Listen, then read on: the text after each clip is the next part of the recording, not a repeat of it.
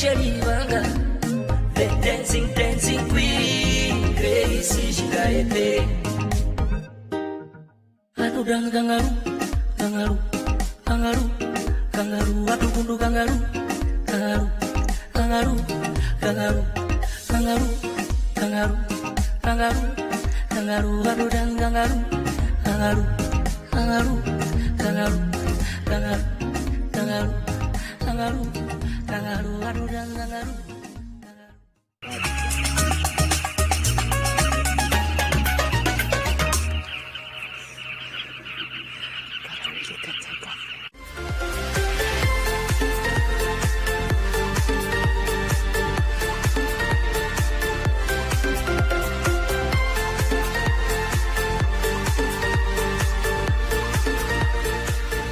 Hi everybody and welcome to today's discussion. My name is Mpho Kashwongo. I work for the British High Commission in Namibia, and I'm joined here by an excellent guest and a friend, I can quite happily say, Dr. Clemens von Dordreer. He is the Country Director of the Hans Seidel Foundation in Namibia.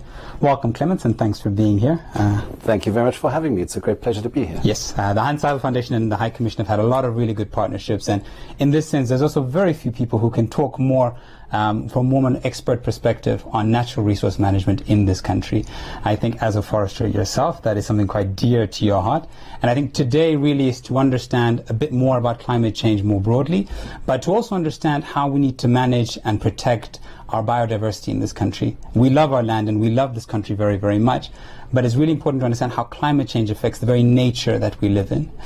So we're really going to just jump into that, and thank you very much for joining us today. So Clemens, again, thanks for joining us. Maybe we can jump right into it. So maybe for those who are not too familiar, can you tell us a bit more about the Hans Seidel Foundation here in Namibia? About the Hans Seidel Foundation, okay. Yeah, the Hans Seidel Foundation is a German political foundation which was brought to life about 50 years ago, a bit more than that. It's present here in Namibia for more than 40 years, actually. Yeah, it's the idea actually comes from after the Second World War. Germany was in pieces and shattered by, all the bombings and the things what happened during a war. And on top of that, a lot of Germans were still very much indoctrinated by the propaganda of the Nazis. Yes. And so in order to move forward and to adopt the values of democracy, good governance, transparency, anti-corruption, etc., the new German parliament then came up with the idea to found political foundations as a voice to do civic education, voters' education. Something quite a bit closer to the people. Yes, absolutely. So it's not a tool from government, it's a tool from parliament. After many countries actually gained independence, just like Namibia in 1990, there was an effort to support those countries in their effort to become democratic and to also instill those democratic values through civic education, voters' education, but also to support economic development, but also to raise awareness around climate change, environmental awareness, sustainability in a broader sense. Yeah, and in many ways that reflects actually the portfolio of stuff on your website. For those of you who don't know, I was an intern at the Hans Seidel Foundation, so I know very well what's on there. And a good one. Thank you. So it's really great to see that you've carried those values on here in country. And I know you've lived in Southern Africa for a while as well. That's correct, yes. I've 7 years in South Africa and about 5 years here in Namibia. And I'm proud to say that my daughter is born here, so technically she's Namibian as well. So very nice. The first African in my family. So. There you go. Well done. And counting. And counting. Absolutely. So in that sense, let's shift sort of, as you've mentioned, that the Hans Seidel Foundation has an interest in climate change, and that's something that obviously the UK is pushing for really strongly this year and going forward. But we're talking today from a really sort of baseline perspective. So if you could tell the viewers, how would you describe climate change? How would you describe it in a way for them to understand? It's actually a very difficult question because climate change is a very complex phenomenon. But to put it in a nutshell, climate change has happened and will happen forever, or as long as planet Earth exists, and probably happens on other planets as well. But us humans, we play a big impact in that regard by using fossil fuels, by using non-sustainable resources, and emitting pollution, emitting gases, greenhouse gases into the air, and having air pollution, and that actually then has an impact on our ozone levels or zone. And through that, actually, we get more sun radiation on planet Earth, and therefore planet Earth is heating up more. And that's why we're talking about global warming. Yes. But at the same time, I would actually, I like the term climate change more, because what we see is actually more extreme patterns. Yeah. We have longer periods of droughts. Just 2 years ago, we had the worst drought in 90 years in Namibia. Now we have got very good rainfall just outside now that it's cloudy, and we expect rain any second. But we also see big storms and floodings and so on, just like in Mozambique a couple of weeks ago. And around the world, we actually see that phenomenon, that climate is getting more, the climate has a more severe impact on the environment. More extreme weather patterns are visible. Yeah, exactly that. So, and in that sense, it really is one of the major challenges that everyone has a stake in. I mean, the fact that climate affects all of us. I mean, climate is everything around us, right? It's the atmosphere we live in. And as Clement said, what we're talking about is how things have changed over the long term. So these really high increases in temperatures, these radical changes when it comes to weather, storms. And you're right, Namibia, the easiest one, of course, is drought. And I remember speaking to quite a few farmers, both in family and outside. And really, it was something completely different. Because I think, if you live on the village and on the farm, you get used to understanding how nature works intuitively. Right? It's not like you always watch NBC every single day to see, yes, this is going to happen. No, you know what's going to happen. You know how things have happened over the years. And it's once, I think, people like that start to tell you something's changed, you should really stick home.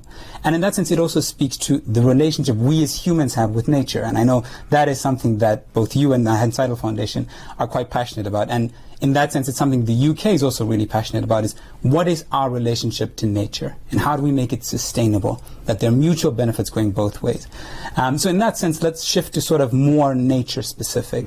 So I know you had a really great conference a couple of years ago, I think 2 years ago, and we'll get into that in a bit more detail. But if you could start off by maybe telling us a bit about, what is biodiversity and why is it important to us as people and as Namibians here in this country?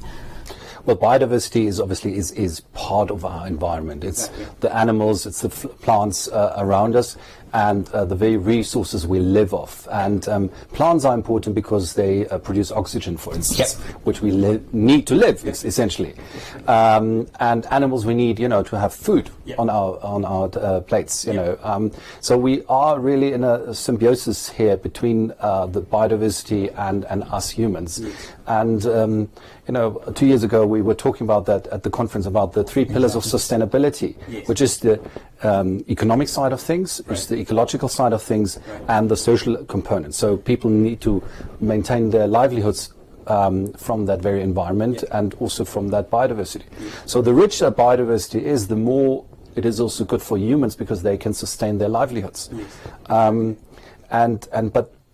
it does not mean we can't make use of it. It's really that striking that balance of those 3 pillars. Yes. And I think what has changed, when people were just living in the villages, in the communities, most of the time they would only use what they need to sustain their lifestyle. Exactly. Now we live in a society where huge urban centers, big cities, and where consumer behavior has changed completely. Yeah. So we live way above our means and use more than nature can provide. Yes. And this is where we need to strike a new balance and find a way of managing our resources better. Yeah. And it's especially true now, I think, and this is where also one of our latest projects actually dealing with is forestry. To promote sustainable forest management as a key concept, to ensure that really we can live off that resource. We can actually sell the surplus to those who actually have a demand for it, and can also improve our livelihoods through that. Yeah. But at the same time, making sure that the ecosystem forests actually are sustained. Yes. And that's particularly valid for Namibia, because in Namibia is one of the driest countries in the world. Yes. And we know that wherever there are forests, there also is also rain. Yes. But if there are no forests, we have no rain. And I think one thing we can all agree on is we have already enough deserts in this country. Yeah, that's definitely a challenge. Maybe do you want to go a bit more into the conference itself and sort of the big projects that you're looking forward to over the next couple of years, where you want to work in the natural resource management space? Because I think you have some really interesting projects, aquaponics, etc., really interesting ideas. Well, our aquaponics project, which is funded actually with funds from the Finnish government, so we have to thank the Finnish taxpayers for that funding, is to support small-scale projects and really grassroots level projects to promote food security, food diversity and nutrition at schools and learning centers, or like vocational training centers, to improve the understanding how food is actually being produced and how you can make it more sustainable. Aquaponic systems as such, maybe to describe them briefly, is the combination is like a small greenhouse where you've got fish tanks at the bottom and at flower beds or garden beds on top, where you can grow veggies and fruits and stuff like that. And let's say the effluent from the fish is actually pumped up into the waterbed of the veggies and the fruits, and the stuff then also is being, the nutrients are taken up by the veggies and the fruits. So it's like this natural cycle of nutrients moving. And what is interesting about that concept is actually that it actually only uses 5% of the same amount of water which you would find in conventional agriculture.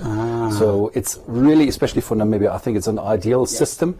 What I've learned now in the past couple of days, it is though a relatively complex system, and it's not as easy as you would think. So that learning gap to adapt that technology is quite big. It is, and you need somebody who really is passionate about it and maintaining it on a daily basis. So it's not like you can walk away for 3 weeks and say, let's see what happens. The moment you've got a power outage because the water pumps need to continue working and so on, you've got a problem. The fish would die within 24 hours, and obviously that would make it rather unsustainable. And the other project, which I already just mentioned, is our promoting sustainable forest management in the Kavango and Zambezi region of Namibia. And you were recently in the newspaper with the speaker?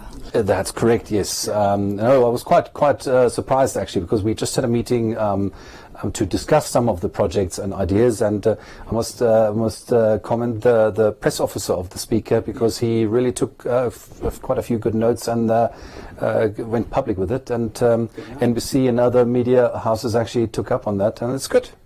All right, so, that's really great. And in that sense, I guess it's also bringing sort of natural resource management to the governance level. Absolutely. Because it really is one thing for, I think, those in the development space who build sort of these kind of infrastructure that you do to work on it. But it's something very different to have policies that really look at that. And I think that really is the next stage of maturity and understanding. How can we create an economy and a governance system that is balanced according to those very 3 pillars that you're talking about? The people who are affected, the governance policies that deal with the laws surrounding those natural resources, and then of course how can we make this economically viable and of course sustainable in that sense. I guess then, oh sorry, go ahead. Yeah, no, I actually don't even think it's so much of a governance problem, because I think Namibia has wonderful laws in place.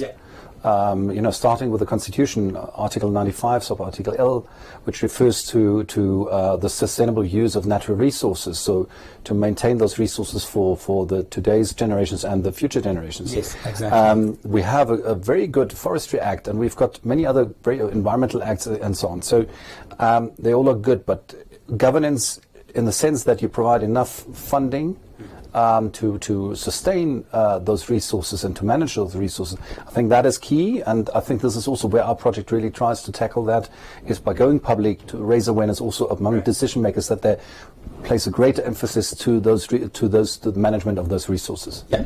And in that sense, I really appreciate that approach, because you're giving this authority and capacity to the people who live in those areas. I think not a lot of people know we do have forests in the north of this country. And I think in many ways the best people to talk and understand about those forests are those people living there. Absolutely. They know exactly what it's like. They know how things have changed. And in that sense, they also know the challenges that come with managing a forest, especially during an economic downturn, which we've been in for quite a while. Yeah, but I think it has to even go a step further, because we, by managing them more productively, right now it was natural forests, but if we were to think about actually growing forests and planting trees and managing those trees, you get a bigger output maybe, you get more carbon sequestration, you get more water storage, and so the ecosystem services is an important term in that context. Yeah. I think they are quite abundant, and by managing that proactively, you can actually improve the ecosystem services, which are being delivered not only to the communities on the ground, but to the society at large. Right. And I think also raising awareness around that issue with the decision makers at national level or at regional level. I think that's also key in order to make progress. Yeah. And in that sense, the UK has COP26 as the big conference we're looking forward to help manage climate change and natural resource management, biodiversity protection. So I think sort of as a closing note, how do you see sort of the future of biodiversity management and natural resource management in this country shortly? How do you see that future? Well, I think by raising awareness among those decision makers and by changing the decision making and the checks and balances in place, that the resources aren't being used, but only to a level what can be sustained or can be used sustainably. I think through that we can also contribute to rural development. We can contribute to moving away from an unsustainable use of the resources, both renewable and non-renewable, and provide an opportunity, because right now people are just simply desperate and look for an easy way to make money, not realizing that they're actually losing out, and not only today but also for the future generations. And I think this, by changing that thinking or that perception, I think we can make progress. Well, I think we as the UK look forward to working with the Hans Seidel Foundation in building that kind of vision and understanding. Thank you very much, Clemens, for being here with us. And I can see we could carry on with this discussion for quite a while. Yes. And I think the Hans Seidel Foundation is open to having those discussions with Absolutely. I think we're here as a partner, not only to the British High Commission, but first and foremost to the Namibian people, the decision makers in this country. And we really look forward to partner up with you, to support you in this mission to become more sustainable and to improve the livelihoods of the people on the ground, but all across all walks of life should benefit from those efforts. And I think we all have a joint responsibility to do that anyway. We're in this together. Yeah. So thank you very much, Clemens, for that. Thank you very much for listening to us. If you'd like to find out more, you can go to hsfnamibia.com. That's the Hans Seidel Foundation's website. They are in Windhoek, so you can also just pop by and give them a visit. House of Democracy. House of Democracy. If you want to find out more about COP26 and the work the UK is doing, you can go to ukcop26.org. There's a lot of information there. And you can also visit the High Commission here in Windhoek as well. Thank you very much for your time. Clemens, I don't know if you want to give a closing and word. I just wanted to say, you might actually find me at COP26 as well. So HSF is going to be present, and I'm happy to be part of a steering committee of HSF International to work on COP26 and to contribute there as well. So I'm definitely going to use Namibia as a flagship example, what we can do to make a difference. So while I work on getting my ticket to COP26, I hope to see you on the next video, and thank you so much for listening to us. Take care. Thank you.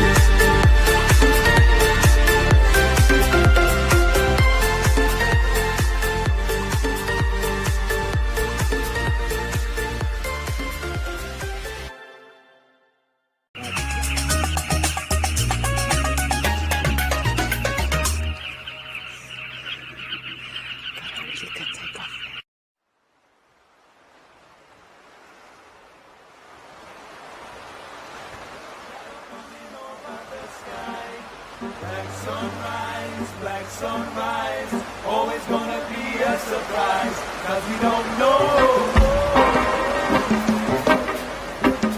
which way it's going to go, 'cause we can see the way it's going to be, 'cause we can see.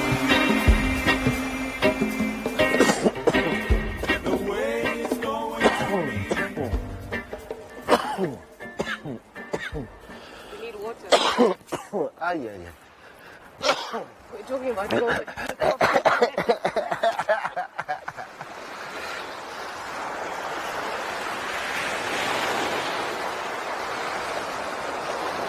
Dr. G, tell us about the day you found out you had COVID.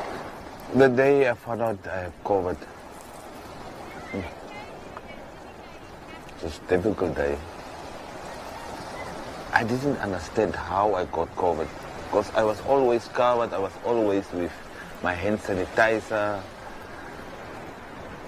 It came with my wife. And that whole day, I was thinking, what's gonna happen to me? I'm gonna survive. My kids, I was losing my tasting, smelling. There were some days I will test my taste buds and put like 4 or 5 chilies in my coffee. No ways. I didn't taste it. So did you also lose your appetite in the process? It was very funny. In the first week, no, I was chowing like I will wake up like midnight and make for me something. But after the first week, then the appetite was gone. When you go to bed, your body is also automatically switching off. And that's a dangerous time for COVID.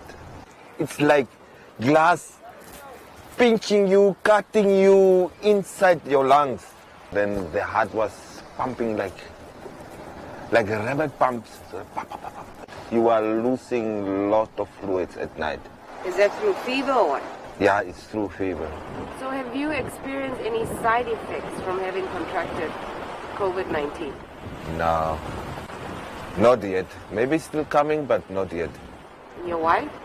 She was complaining about light head. It's an annoying headache. It's light, but it's annoying.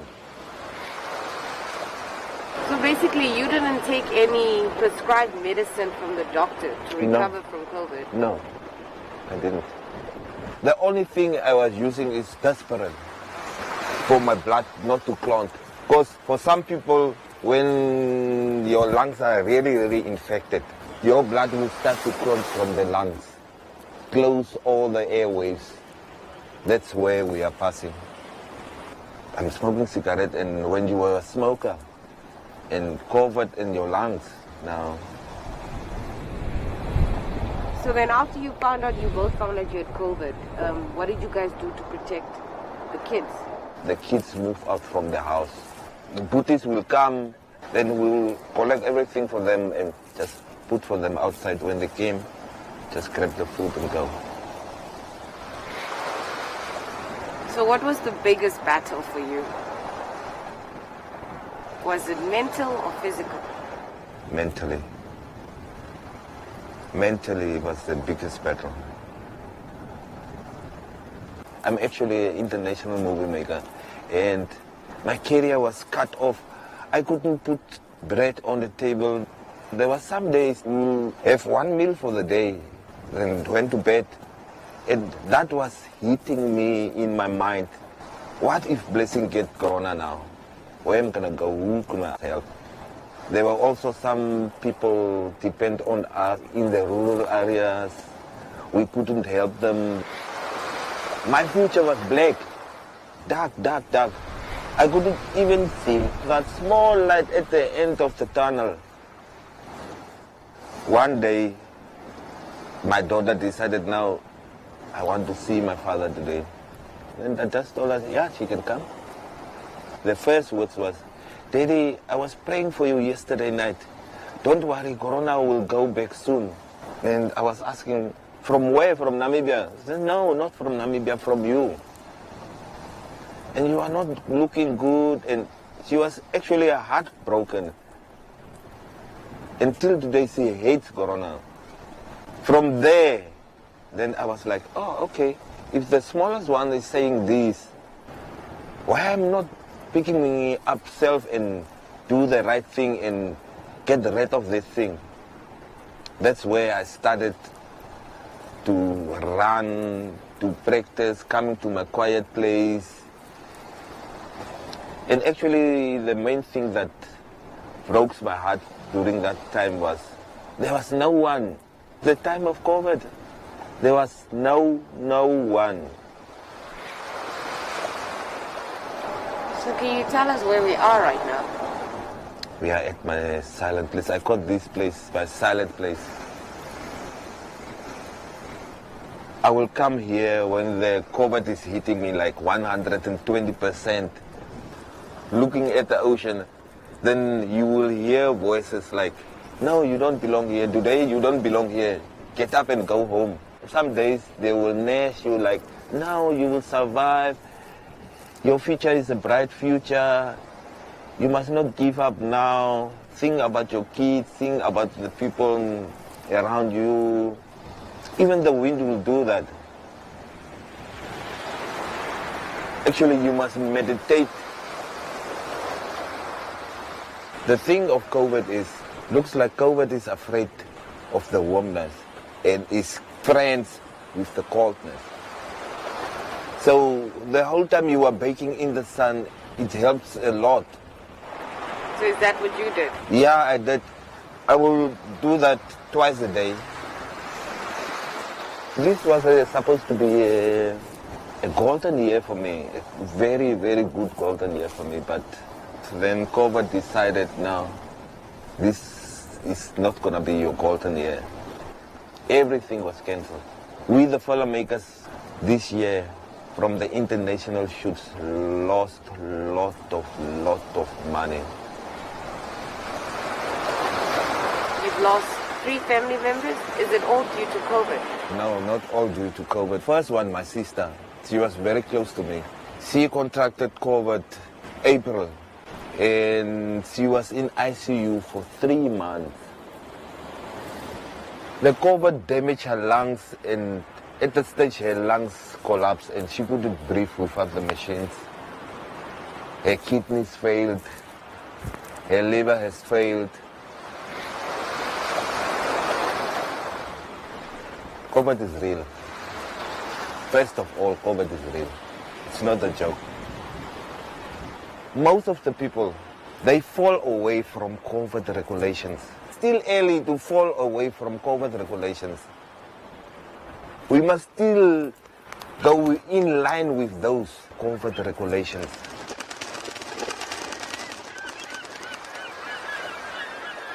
And how long did you say it took you to recover? 3 weeks, 21 days. What must somebody do to change your mind from that negative perspective to that positive? COVID, no job, it's very dangerous. There was one day I just decided I'm gonna take a rope, go to the jetty, sit around there, and after all I will hang there by the jetty. The time I arrived here there was no wind, out of nowhere. The ocean was like angry, and it started to get cold. And I was like, but it was just nice weather. Then I sat down. Then the universe will talk with you, the wind, the sun, the ocean. That's the main thing of COVID. If you don't save yourself, no one will save you. And we must always appreciate what we have around us. That's the main thing in COVID. If you don't appreciate what you have around you, no, you will lose your head.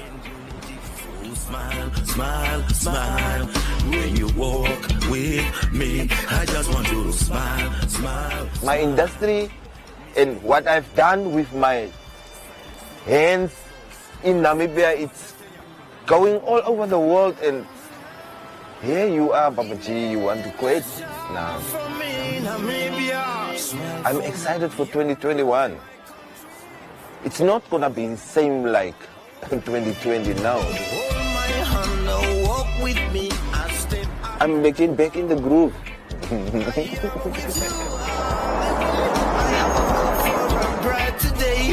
Give me food, clothes, water, and shelter. Nothing else, no matter. You're my moonlight in my oven. Let all my sins be forgiven. Happiness rain on me. Never let the children cry. Namibia, smile.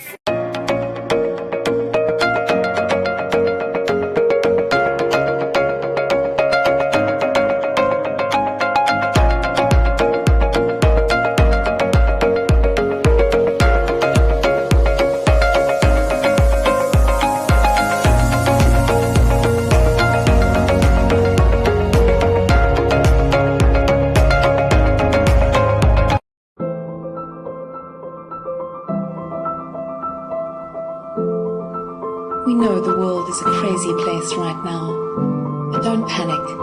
Take a breath, slow down, or better yet, stop completely. We'll still be here when everything settles down. In this time of uncertainty, look to nature. She has all the answers, you know.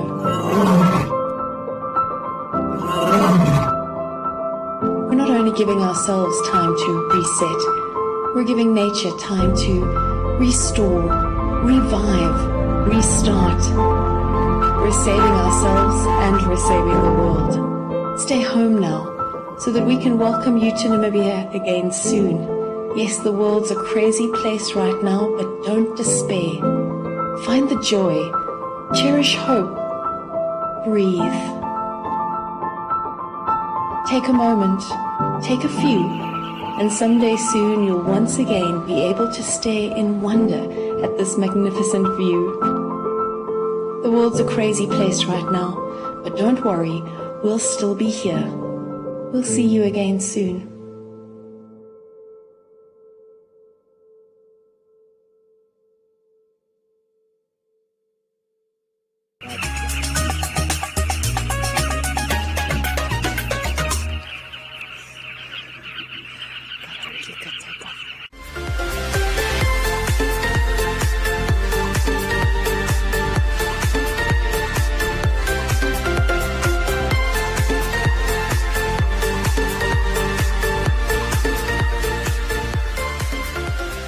Hi everybody and welcome back to the discussion. My name is Mpoka Shmongo. I work for the British High Commission in Namibia. And today I'm joined by David Jarrett, who is the head of RDJ Consulting here in Namibia. And he is really my go-to guy when it comes to renewable energies in this country. I think beyond having a wonderful personality, he always makes any discussion something really vibrant. And I look forward to today's discussion as well. Welcome, David. Thank you. And I'm still looking for the guy that he's talking about. But there we go. Welcome, Namibia. Thank you. And the world. Thank you, David. So I guess, today's discussion is part of our longer chat about what climate change is and COP26 in this context. As a bit of a recap, COP26 is a major conference having hosted this year in the UK, and it's looking to bring stakeholders from every different sector, from the heads of government to the heads of private sector, the NGO space, and people on the ground to have a quality discussion about how do we combat climate change and what are solutions that will be valuable and will have impact for the people that need it the most. Of course, in any person's home, in any person's situation, energy matters. It matters here in Southern Africa and it matters here in Namibia. And today we're going to have a chat with David about what energy means in the climate change discussion. So as we jump into it, David, maybe you can chat us and tell us a bit more about RDJ Consulting for those who aren't too familiar with it. Thank you very much. And it's a pleasure to be here. And RDJ Consulting is one of the, what I would call, premier energy and sustainability consulting firms in Southern Africa, and we focus specifically on those issues, so we're extremely happy and excited to be discussing that issue. Our work tends to be those with bilateral governments and development agencies, helping the various entities carry out their energy and consulting work that they need to do. And that's it kind of in a wrap. Yeah. And in that sense, it already sounds like you have a lot of exposure to multiple stakeholders and know sort of from the perspective of how government sees the value of energy, communities, private sector, it says. So I guess in that sense, if we can narrow down to the Namibian context, how would you describe the energy sector to Namibians who maybe never looked at it beyond sort of the bulb in their home? Well, one of the things I'm very proud of is the fact that, first and foremost, the energy sector in Namibia is already enshrined in the Namibian constitution in terms of the sustainability aspect. And most consumers of electricity would not even realize that the bulk of the energy produced in Namibia has been sustainable from day one, in the sense of the Ruacana energy plant, which is hydro, and depends on rainfall.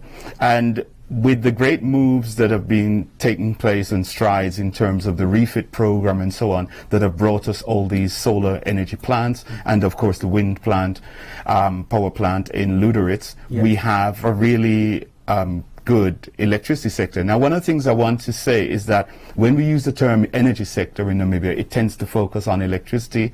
And what we would like to see, and I'm sure this is the wish, having read the latest presidential plan, is that we start to now look at the energy sector as a whole in terms of the liquid and gaseous fuels, that we now start to have them from a sustainable source. Yeah.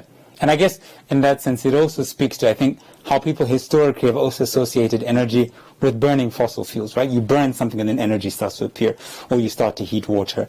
And I guess a lot of that, especially in terms of burning fossil fuels, is what we want to move away from. And I guess in that sense, there is a lot of attention and hype around renewable energies, and we'll get more to specific details later, to really unpack, the myths and what's true about what is the potential of renewable energy in the country. But sort of linking energy to climate change, do you want to sort of break it down for the viewers in terms of what is that link? Why do we talk so much about energy in the discussion for climate change going forward? Sure. One of the key factors that we have to understand, without energy there is no work. So the moment we start working or carrying out any activity, we are utilizing energy. Yeah. And in terms of climate change, one of the things that we must understand is that the use of the energy that we utilize to do work produces unwanted products. Yeah. And those unwanted products, unfortunately, from fossil fuels are products that then go ahead and change our natural environment. Exactly. You know, increasing the temperature is one of them. One of the other things that is not really talked about that much is pollutants. So, of course, you have, in terms of your health is affected in terms of your respiratory system and so forth. We have pollution of waterways and all other things that can occur from the different fossil fuels that we use. Yeah. And therefore that is why we tend to look at cleaner energy sources, and renewable energy fits that bill. Yeah. And I guess that's what, you know, I think us as the UK, and I'm sure yourself as well, hope people gather from this discussion. I think even as a kid myself, you know, you saw a light, and that was as far as your thinking went in terms of what energy is. But there's a whole industry to it, and like you said, the waste that sometimes goes with it, it's unbelievable. But you'd only know about it if you knew that sector existed by itself. Yeah. And if I may, some of the simple things that we could do as consumers is not to use energy if we don't need it. So leaving a light on, just for example, just to know that, okay, the room is not dark, or leaving a light on while you're watching television, which is still giving you light because you're looking at a light source, is, you know, some of the simple ways that you can do that. And to put it quite frankly, you know, if you don't need to spend a penny, don't spend one. Yeah. So you will save, and at the same time you'll save the environment while you're doing it. So you'll benefit in all the ways that I can, you know, tick, tick, tick, tick, you've won. Yeah. You know, so it is an important thing for us to understand and to push forward to. Quite frankly, this is probably like a perfect time to be saving money. We've been in a recession for a really long time. The global economy has been going through a really difficult patch. So, I mean, if you could save money, you know, there's that extra incentive as well to you. I guess then sort of going down specifically to sustainable energy, we've already started to touch on it, right? So in that sense, we're talking about energy that doesn't have pollutants or side effects that aggravate the situation when it comes to climate change. Maybe could you sort of, in your experience, you touched a little bit on wind and electricity, and you mentioned some examples already in that space.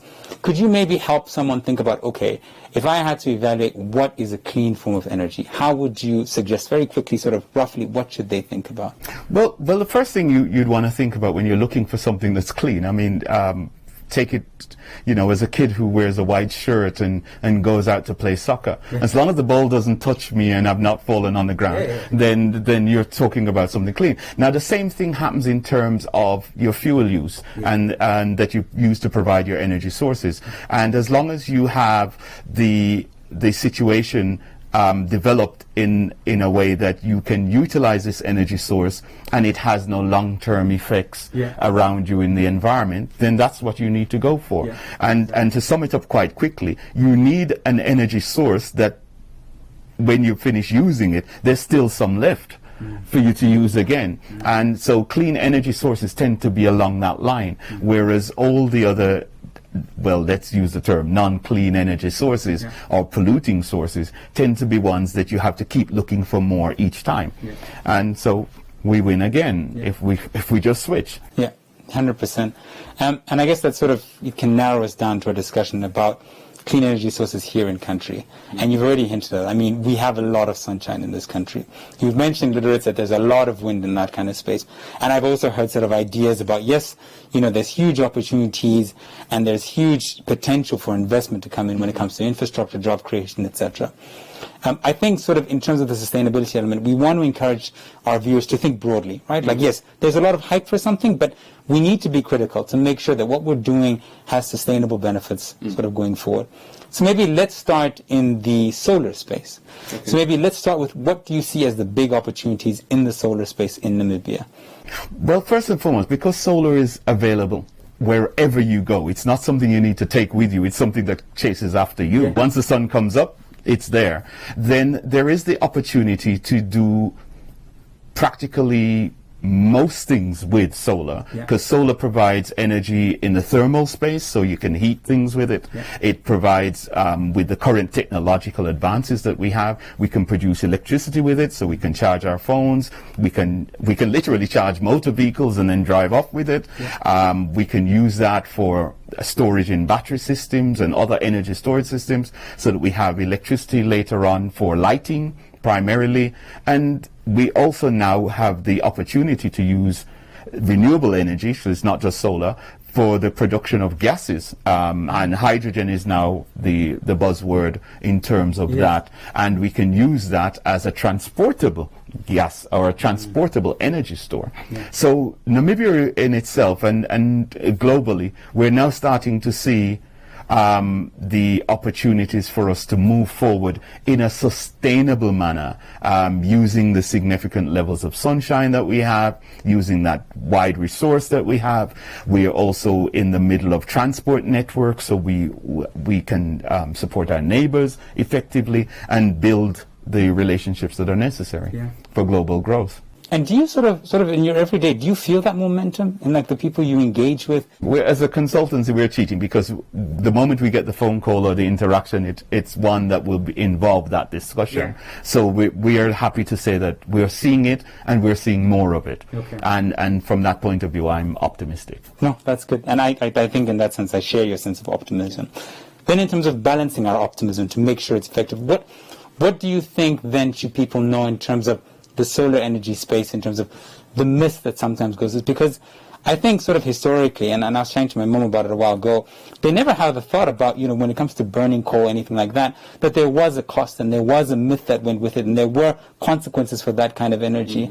So how would you suggest people think about the solar energy space and make sure they think about it in a holistic way? What kind of myths or issues should people be aware of when it comes to solar energy, renewable energy in Namibia? Well, like anything that deals with technology, the people who are best to deal with that would be the ones who are trained and have the information available for you. So go to a trusted source. There's quite a few trusted sources around in any country, if you ask me, that will be able to provide you with guidance where that is concerned. And that would be my first statement to say. I would also like to see that there is greater awareness raising, similar to this discussion that we're having now, where experts can be available to answer the questions. And I think we need to interact with the public more and let the public come to us with the questions and we answer them in a holistic and truthful manner.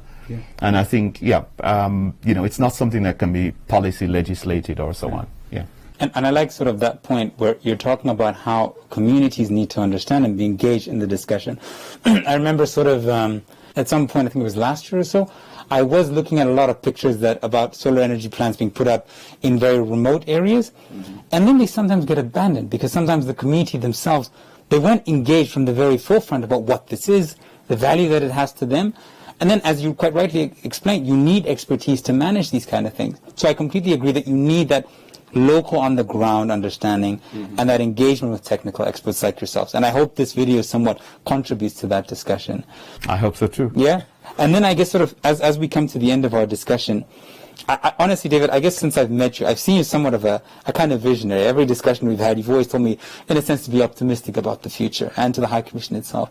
How do you see the future of renewable energy in this country? And where does your mind take you when you think about the generations to come? Well, I think I can sum it up in saying it's a runaway train that can't be stopped anymore. I think it needs to now be absorbed and handled in a way that it provides the necessary benefits for humanity going forward, and that we utilize it in such a way that we can only see progress coming forward.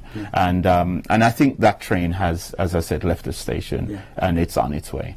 So I'm positive in that regard. And in terms of the future for Namibia, and I'm very hopeful, having seen the last presidential plan. This is not a political statement, this is just one of reality, saying that it seemed to have been absorbed, and I hope it now becomes mainstream. Yeah.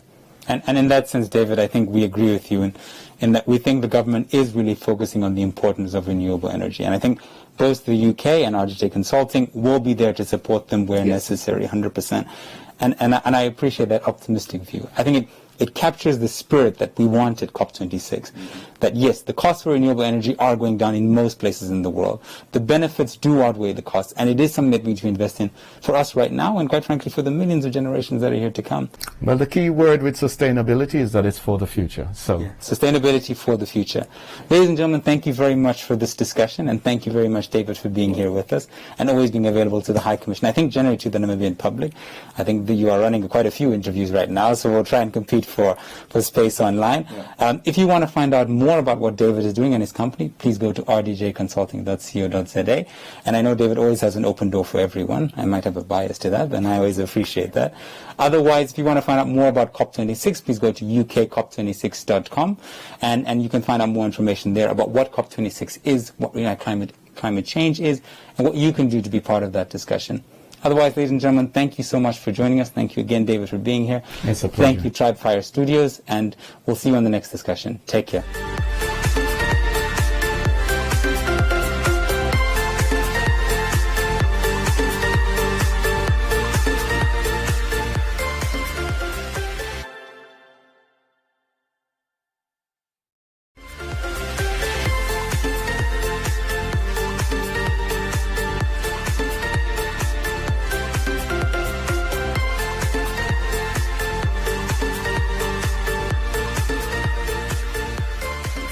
And welcome to today's discussion. We're here at Tribe Fire Studios in Windhoek.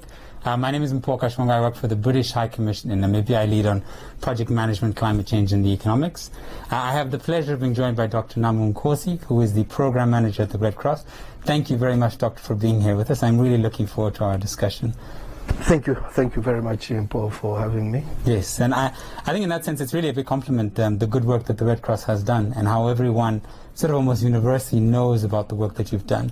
I think sort of today we'll focus a lot more on how climate change has impacted the good humanitarian work that you do here in country, and I mean you can expand a bit more broadly given that it's such a global topic. So I guess if we can jump right into it, for those who are maybe not too familiar with the Red Cross, could you tell us a bit about the organization, especially its work here in Namibia? Okay. First, maybe I would like to give a short history of the Namibia Red Cross Society. That it was established by an Act of Parliament in 1991, and meaning that it is a Namibian organization. Yes. And also, it was accepted by international bodies, such as the International Federation of Red Cross and also the International Red Crescent and Red Cross and Red Crescent. These are international bodies that recognized the Namibia Red Cross Society right in 1993. Yes. So that tells you that the Namibia Red Cross is a member of the wider network in the whole world. And also it's placed as the second respondent to any disasters in the country, because it plays an auxiliary role to government. So it is a second respondent to any disaster that occurs in the country. So in a nutshell, that's what Namibia Red Cross is all about. And also Namibia Red Cross Society has got also several components. Of course, or maybe I would call them departments that deal with health, disaster management, disaster risk management, and also livelihoods. Yes. And as well as the other cross-cutting issues. Apart from that, the Namibia Red Cross Society is also present in a total of 9 regions. Yeah, that's quite so and also we have quite, as you know, the strength of the Namibia Red Cross Society is in the volunteer network. Yes. So we have about plus minus 2,000 volunteers. Wow. In the whole country. Among them, of course, we have those that are active, but these are registered volunteers in all those 9 regions. Right. Yeah. All right, that's really something. And I remember looking at the map on your your organization on your webpage, and I know a lot of the work is concentrated in the north of the country, and I guess that does mean that you have sort of responded to quite a few disasters, and in that sense, it also speaks to a lot of the topic that we're chatting about today, insofar as climate change is potentially the biggest threat, existential threat to humanity, and it has been for quite a while and will be for generations to come. And I think in that sense, it obviously has an impact in everything that we've done. I mean, it's changed my role completely, really having to focus a lot more on climate change, and COP26, which is a huge conference that the UK is hosting to bring countries together, to bring scientists together, private sector together, to come together to find solutions that are sustainable and global, that really reach impact across the globe. So sort of if we bring it back down, I'd be really curious, how would you describe climate change to one of our audiences listening now? Well, in simple language, I would say climate change is the consistent change of the weather pattern, such that it impacts on the livelihoods of the people. Yes. Exactly. And then those impacts come through maybe droughts, persistent droughts. You have floods, and also we have seen that even diseases are coming in because because of climate change. Some of the diseases, parasites, are now waterborne areas. Yes. So, in a nutshell, this should be understood as what is climate change and how it impacts on our lives, on our livelihoods. And I appreciate that definition, because sometimes people misunderstand the difference between weather and climate change. And I like how you said, climate change is over time. Yes. Weather can be measured in a day, in an hour, but climate change is really the pattern of what's happening in the atmosphere. As you mentioned, drought, rain, temperatures over a longer period of time. And that's where you start to see these significant impacts. And sort of going to those impacts, with your work sort of responding to humanitarian crisis here, what has your experience been of the impacts of climate change here in country, especially to livelihoods, as you mentioned earlier? And in that sense, I guess, linked closely to disaster risk management.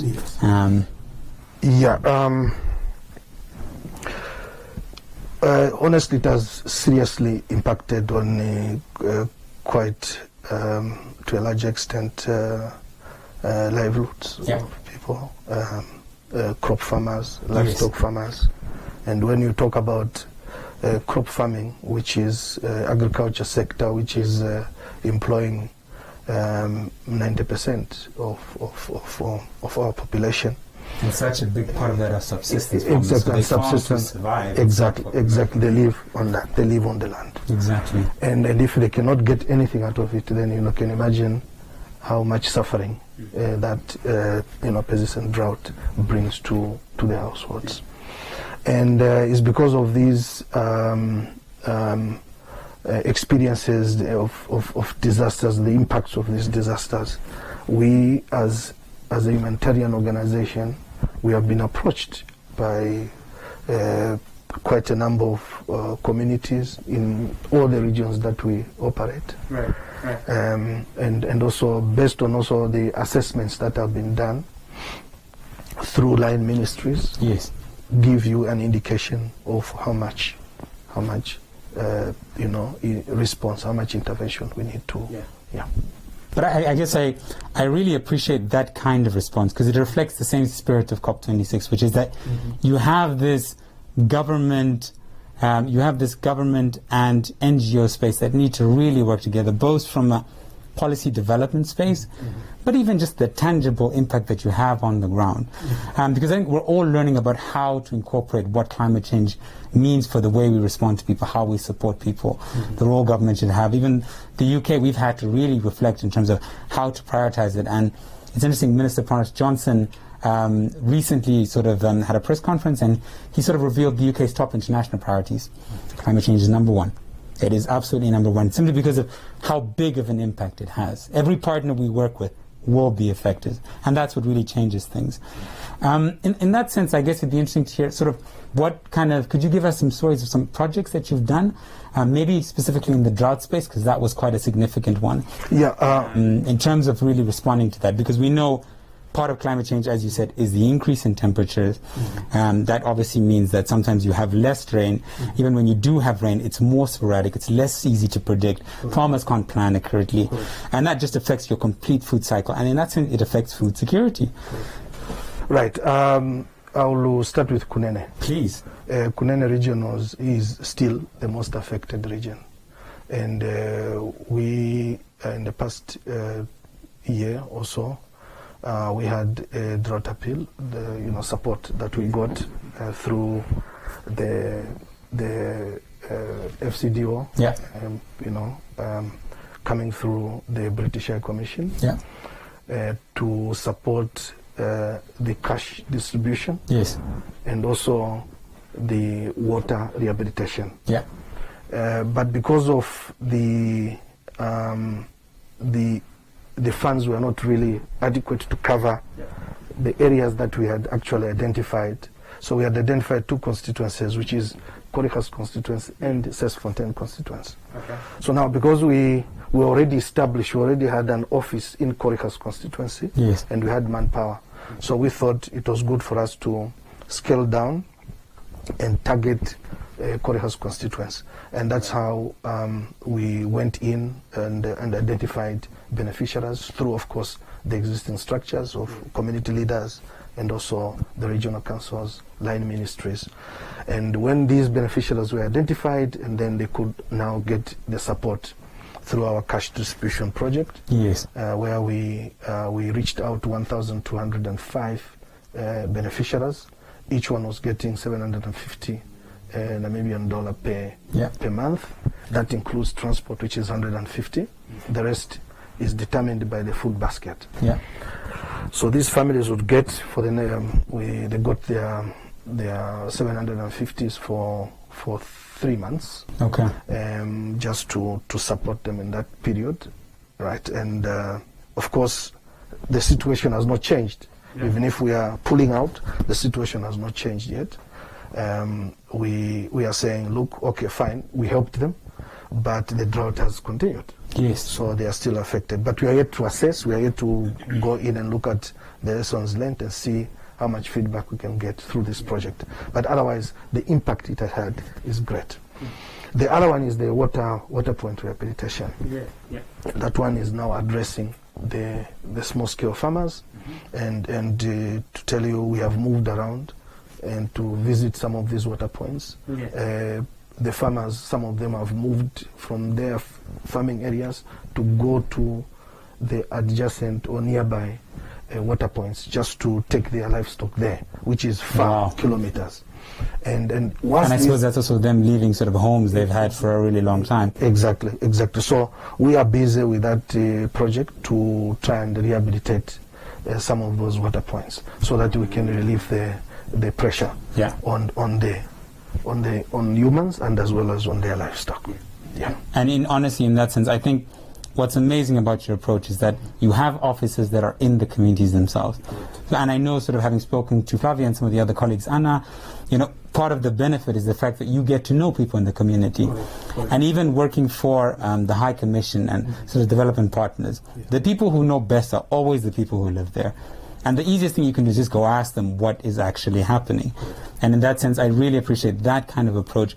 And I guess in the sense that you're responding to the concerns of water in this country. Namibia is one of the driest countries in the world, not just in sub-Saharan Africa.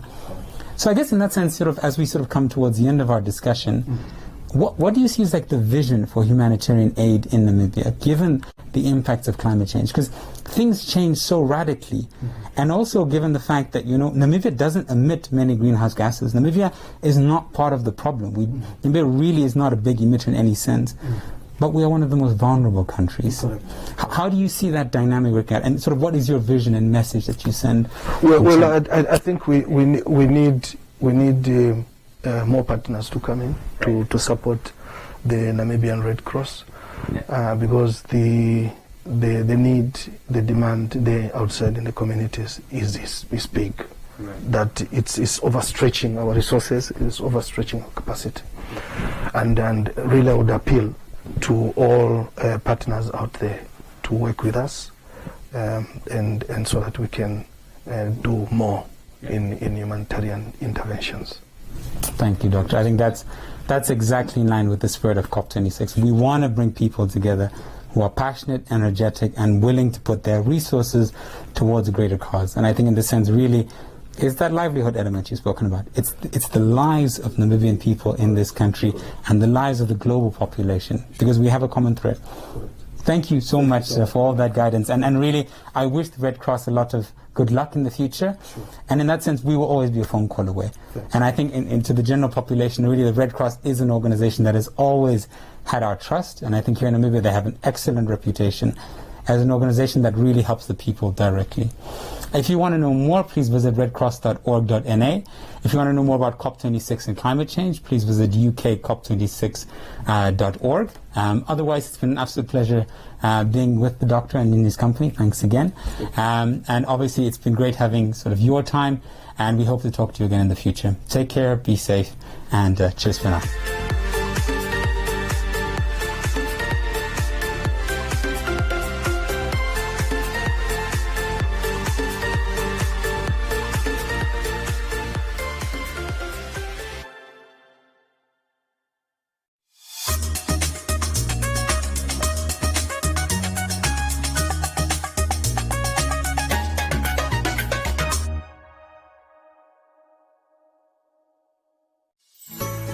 Hey kids, are you in primary school and want to get extra supplementary maths, English and science lessons? Then invite Learning In with One Africa TV's #LearnOn1 every weekday from 9 to 11 a.m. with repeats from 2 to 4 p.m. And thanks to NMH's MyZone, these lessons are 100% Namibian. There's so much to learn with #LearnOn1.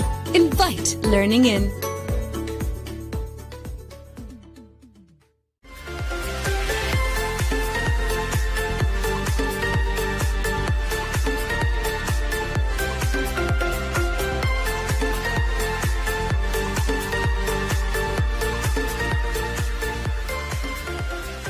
Hi everybody, and welcome to today's collaboration between Trifire Studios and the British High Commission here in Namibia. My name is Mpoka Shwangwa. I'm the project manager and the climate attaché for the High Commission team here in Windhoek, and it is my pleasure to be joined by Ms. Charlotte Fenton, and also my boss. She is the Deputy High Commissioner for the UK in Namibia. Thank you, Charlotte, and thank you very much for being here. Thank you for having me. So I see Charlotte every day, and it's a pleasure every day. And it's great that I don't think we've been in studio together, so this is really fun. But today, and part of this series, we really want to talk to you about climate change and COP26. We think these are two of the biggest issues and biggest forces of this year that everyone needs to be aware of, and that everyone can play a role in having a positive impact for this country and the global community. So we really hope that you enjoy this discussion. I think it will be quite fruitful. We have great conversation over tea and anything else in the coffee and in the office. So really looking forward to this discussion. And Charlotte, I think we can just dive right in. Sure. So maybe for those who are not too familiar with what we do here in country, do you want to give them a layout of sort of what the UK is doing here in Namibia and what the High Commission focuses on? Absolutely. So the British High Commission is the UK government's representation here in Namibia. Right. So our overarching role is to maintain and develop relationships between the UK and Namibia. In line with that, we're looking at aspects such as promoting good governance, rule of law, strengthening transparency and accountability. And then we specify into particular themes and topics of work. One big one for us is climate change. Right. And I know we're going to talk a bit more about COP26 shortly, but we're looking here at adaptation, resilience, clean energy, promoting nature, all those aspects that come with Namibia achieving climate goals. Yeah. We do a lot around trade promotion and promoting trade and investment opportunities between the UK and Namibia.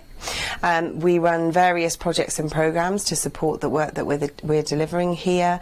Another big factor is our Achieving Scholarship program, where we're looking for opportunities to send Namibian students to the UK to study and experience the UK life. Yeah. And I guess in many sense it's been funny since you've come, the amount of people we've met who've been to the UK, who've been Chevening scholars, and have found this balance of sort of the amazing culture of the UK and bringing it back here in Namibia, and still having the Chevening alumni connection. But even people like the Speaker of Parliament, I mean, he was a Chevening alumni. That says a lot in terms of sort of what the UK has to offer in terms of education. But I think even more so about the kind of relationship we want that has this constant mutual benefit between the two, and I think that's why I like working there. So some brownie friends there. So I think sort of coming then from the UK to the UK-Namibia relationship, we have a common thread, globally speaking, and that is climate change. So if you could describe climate change to our viewers, how would you describe it to them? Yeah, great question. So climate change really is looking at the long-term change in average weather patterns all over the globe. We're looking at things like temperature changes, so everyone has probably heard of global warming, which is all to do with the temperature on the Earth's surface that is rising and rising. We're looking at extremes of weather, so droughts, floods, extreme cold, and anything that's unusual from what we're used to. And you look at it on local, regional and global climates. So locally we're looking at what's going on in Namibia, and we know that there's issues of drought, flood, and all the problems that come with that. In the regional context, we're looking at what's happening across the African continent. How is the weather changing? How is the climate changing? And then globally as well, you know, every continent has its own changes in climate. So looking at the bigger context too. Yeah, and that's 100% right. And I guess that's what makes it such a unique phenomenon. The fact that you don't have to do much to scale how big of an impact it has. I mean, you went from Namibia to the continent to the world at large, and that literally is how we have to think about it. And I guess it also puts into perspective the kind of goals that we should aim for and how ambitious we should be to having a really big impact in combating climate change for this generation and those to come. And I think sort of from that perspective, it's what highlights the importance of COP26. And I think sort of what I enjoy most about reading about it, learning about it, and chatting to people about it is the spirit of bringing people together, bringing people from multiple disciplines, understanding how each of them, from the motor industry to the manufacturing industry to people in the livelihood space, how each of them is being impacted by climate change, and making sure that each of their voices is heard in a common space where we get to unpack, okay, so we have all these people that are being affected, we have all these challenges, what are the big goals we need to aim for in terms of really making an impact? So maybe sort of with that context, how would you describe COP26 to our listeners? I think a lot of them, this would be maybe their first time hearing about it. Yeah, and I didn't know an awful lot about it myself. So this starts off with the UNFCCC, which is the UN framework for the Convention on Climate Change, and COP, which stands for the Conference of Parties, are the decision-making body for the UNFCCC. So members of the COP are all signatories and parties to the convention. The first COP meeting was held in 1995 in Germany, and it's been held every year since then until last year, where, of course, it was postponed to 2021 due to COVID-19. So COP26 is the 26th session of the conference and will be hosted by the UK in Glasgow in November of this year. Delegates who attend can be heads of state, climate experts, and negotiators as well, and they come together to agree coordinated action to tackle climate change across the world. COP26 in particular is a key point. So you've probably heard of the Paris Agreement. This was agreed at COP21, which was held in 2015. And that agreement asked countries to support limiting global warming to keep it below 2 degrees or ideally 1.5 degrees compared to pre-industrial levels. And as part of that agreement, countries were asked to devise their nationally determined contributions, or NDCs as they're known. And the 5 years after that came the point where every country was asked to re-examine those NDCs, hopefully to make them more ambitious. Yes. And what are they going to do within their own countries to contribute towards this global goal? I must say, I have a lot of notes about how to explain that, but that was that was quite impressive. And it's funny, on the Paris Agreement, I remember being at university at the time, and I think I walked into the, I think it's the Environmental and Natural Sciences Department, and literally there was like a party. Literally people were literally hugging and going wild because it was the first time that such a huge mass of countries and leaders had come together for this common challenge. And it gave this greater sense of momentum in terms of this is the problem we have. We're doing it for ourselves and the generations that come. And I guess we want that same spirit for COP26 in the UK. And that's kind of why we're working so hard with Tripwire Studios and other partners that you will see in terms of making this a reality and having a big impact here in Namibia and more broadly. So I guess in that sense, maybe to give people a picture and a sense of the UK's efforts in terms of combating climate change, could you share a bit of more information about what the UK is doing in terms of really being a leader in that space?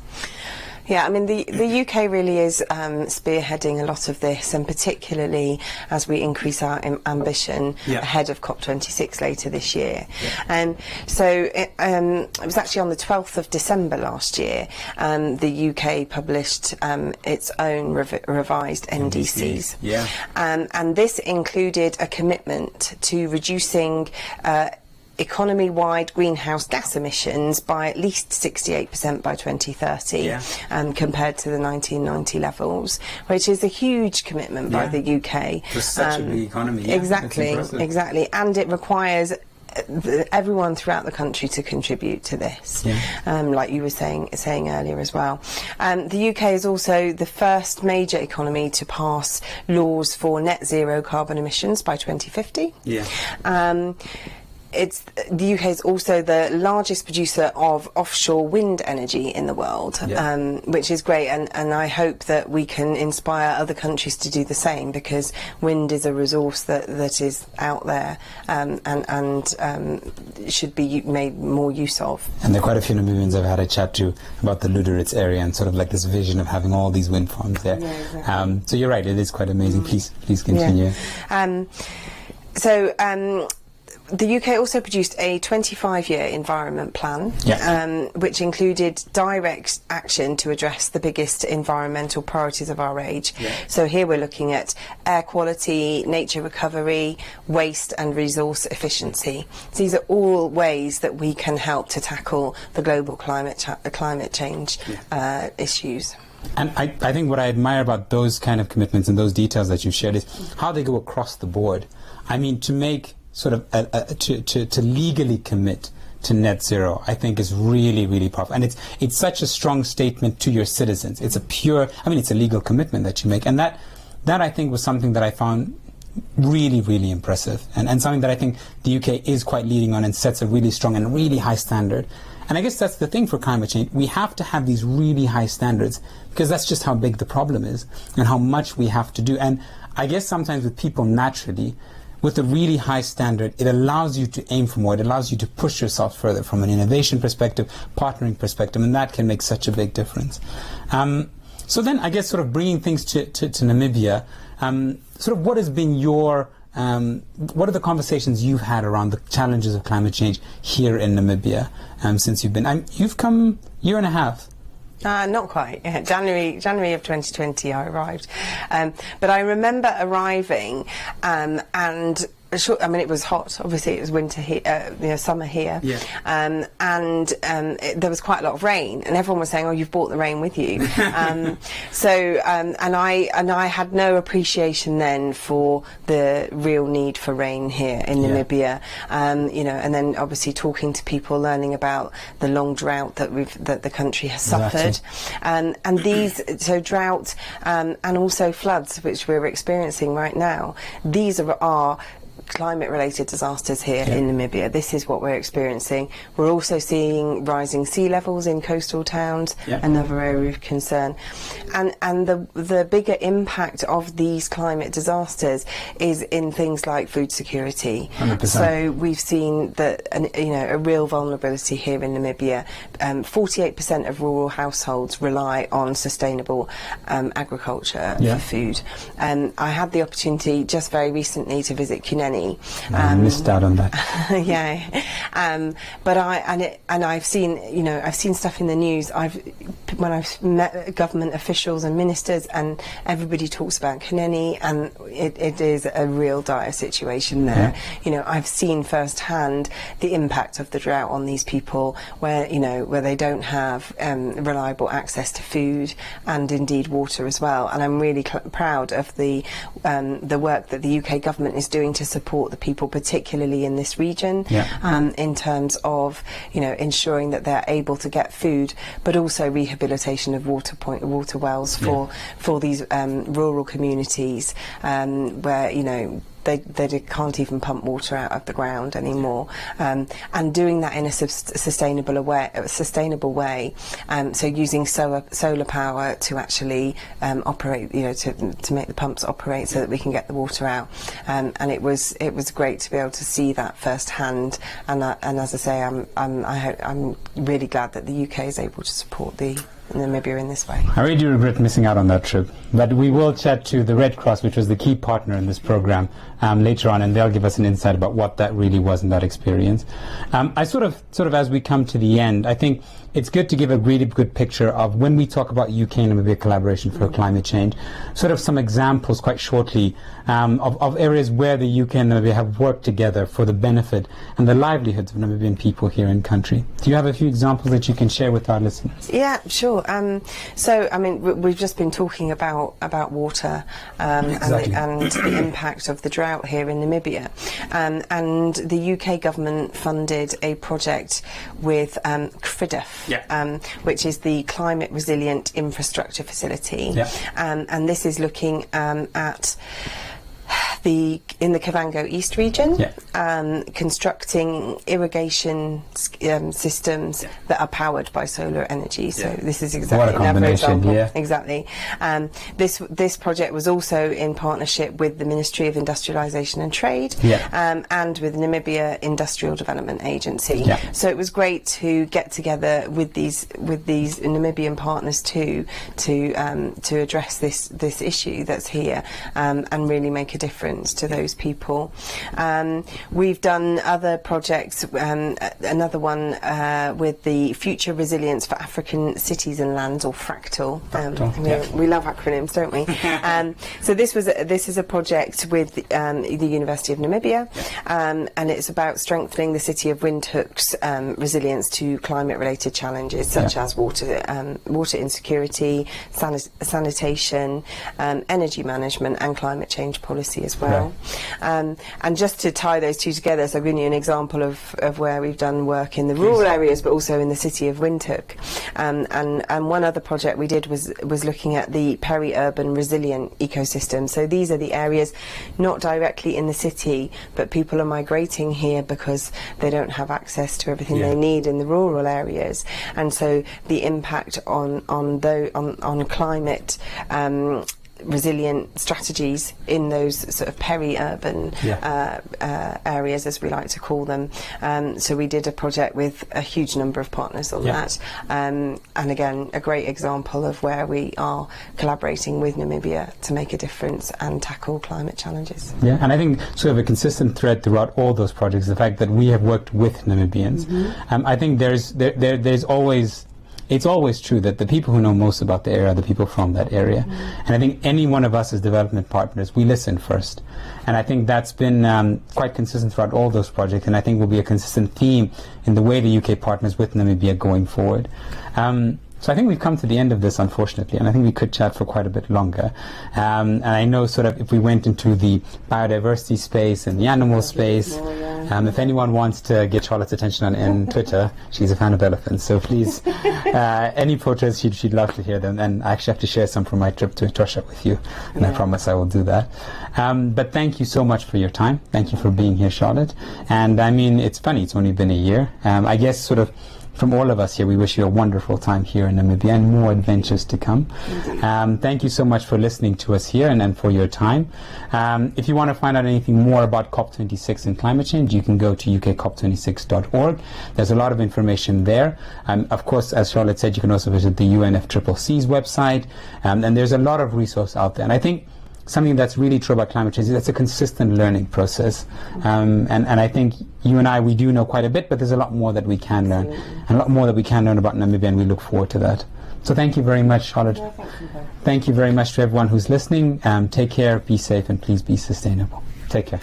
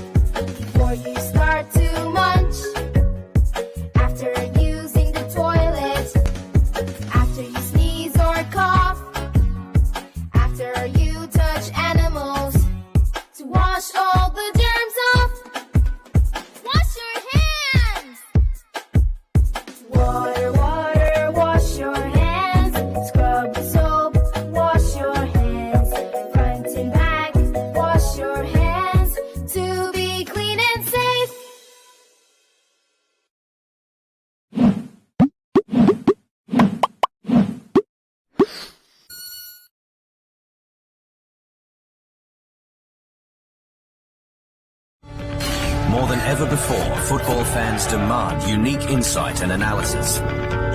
The Football Review is much more than a highlights show. Bold, provocative editorial that goes beyond conventional reporting, setting the agenda for football discussion. Champions League, Premier League, La Liga, Serie A, Bundesliga, Liga 1, and much more. Want genuine insight with hard-hitting editorial? Need compelling premium football content? The Football Review.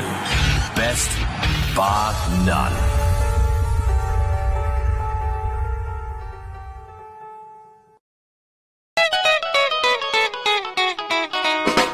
Mama! Go away!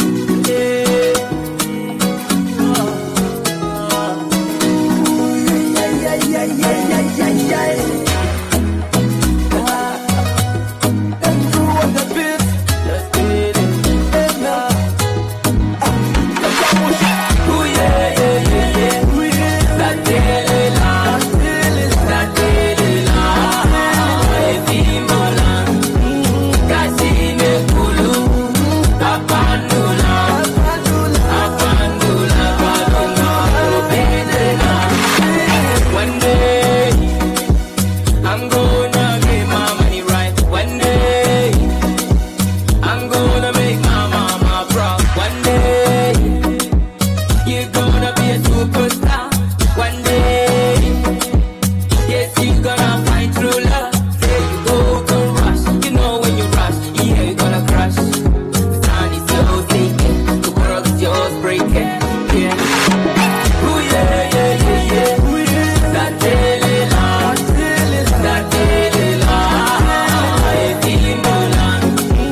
Kasine kulu, apandula, apandula, kalunga, pedena.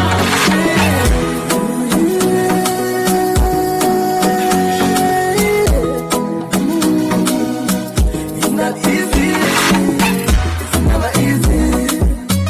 It's not gonna happen overnight. It's somebody say, so you gotta push up, every day, wake up, hey, come and show, say, inakushina modima, emel, manche, ooh yeah, yeah, yeah, yeah, ooh yeah, that daily love, that daily love, every morning, kasine kulu, apandula, apandula, kalunga, pedena. It can never happen overnight. If it's overnight, then it's dynamite. Musevali kilo kuloka, you've been on the run. Blessings come your way. Ooh yeah, yeah, yeah, yeah. Ooh yeah. That daily love, that daily love.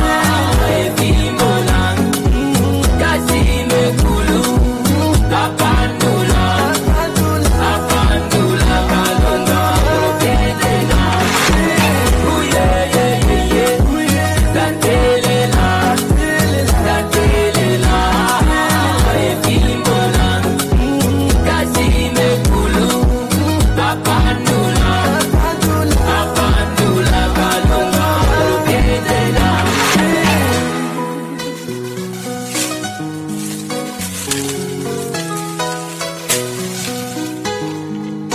I think Ganyo, wamekongao. Antelope on the beat, baby. Amolimbili kengene efimbo limwe. Vokoyo anesha balombola ngokucha. Opongwa ndu yakwa fimbo lingela toko.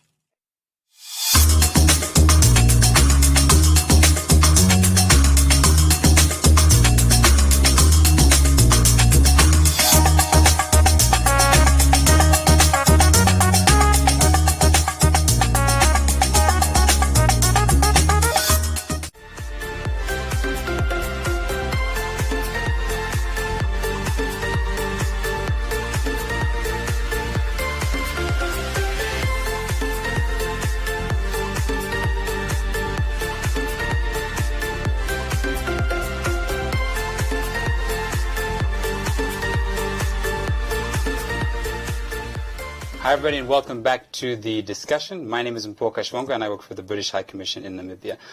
Thanks so much for being here as we talk about one of the most pertinent issues in the world today, and that is climate change and specifically COP26 in the context of climate finance. And we're going to get to a lot more detail about what that is in a moment with some two really special guests. As a bit of a recap, COP26 is a major conference coming at the end of this year in the UK, and it's going to bring together world leaders from the very top, talking about presidential level, head of private companies, as well as going to people on the ground, people in the NGO space, people in the youth space, to make sure that we have representation all the way up. And the challenge is to come to a consensus about what is the best way for us to deal with the challenges of climate change. Now, of course, with any solution, you need funding. You need a way to finance what's going to happen. And today we're here to talk to two really special guests, Namibians who are passionate about this country, passionate about climate finance, and have the expertise to break it down in a way that you can understand and I can understand. So, to start, firstly, we're with Louise Brown, who's from Triple Capital. Thank you very much for joining us, Louise. Thank you for having me. And then we're also here with Aina Iteta. I make sure I get your surname right, who's from the EIF. Thank you very much for joining us. Thank you. How are you guys doing today? I'm great. Thanks. Great. So these are the two experts, everybody. Really, I'm just here to facilitate this discussion, but the knowledge is coming just from the two of them, and it's a pleasure to have you two here. So let's start from the very basics, right? So for those who have no idea what climate finance is, let's start with a definition. Louise, maybe you can help us out with that. How would you describe what climate finance is to the audience? Yeah, thanks, Paul. So climate finance is finance, so funding and investments, that are channeled specifically for activities that address climate change. Yeah. And of course, climate change activities come in two main forms. So one is mitigation activities. Yes. So those are activities that reduce the greenhouse gases that cause climate change. Yeah. So an example of that would be renewable energy projects such as solar or wind. Yeah. So what those do is they displace investments in fossil fuels, fossil fuel generated energy, which emits carbon dioxide, which contributes to global warming. So that's an example of a mitigation activity. The other main set of activities is adaptation activities, and those help communities, ecosystems, and economies to respond to climate change that's already happening. So for example, climate resilient agriculture, such as drought resistant crops or water wise irrigation systems, are examples of adaptation because they help farming communities to continue to farm in a world that's hotter or drier or where rainfall is more erratic. So finance for any of those types of activities is called climate finance. Yeah. That was really well broken down, and I wish I could have that same sense of one idea to the other, so it's a pleasure that you're in here. Aina, do you want to add anything to that definition at this stage? Well, Mpo, I think she really covered it deeply, that is scientifically and technically, definitely, and that's the convenient for the language of climate change. Really, if I may add to that, is that this is a special vehicle, and definitely is not our usual normal financing for social development and other developmental aspects that we fund. So that's why we need really to pay much attention and advocate, create awareness so that people understand the difference between climate financing and ordinary financing that we deal with. No, thank you very much. And I guess, a lot of the examples that both of you two mentioned speak a lot to what's happening in this country in the sense of drought. We have a huge agricultural sector, especially those that, live of agriculture from a subsistence level, so not necessarily for commercial gain. And then, of course, water. I mean, we are one of the driest countries in Southern Africa. So I suppose, having finance that doesn't just look at returns, but looks at the value of that finance to the communities and to the natural ecosystem makes a really big difference. And it expands what we're thinking about, how we're taking things forward. So in that sense, maybe we can dive a bit deeper into that. And in that sense, Aina, we can come to you and sort of your work with the EIF. In terms of, climate finance in the context of Namibia, why is it so important? What's the real value for Namibians here in country? Well, of course, EIF is a state-owned entity, and the ministry, of course, we might be having two-line ministry. We, of course, from a subject matter point of view, our line ministry is Ministry of Environment, Forestry and Tourism. But of late, we were moved to the Ministry of Finance because of the finance aspect in our mandate. However, the relationship with the Ministry of Environment continues to be very strong. In this context, EIF is currently occupying, I would probably say, a special place when it comes to climate financing. And we are trying by all means to deal with issues of resource mobilization, both nationally and internationally.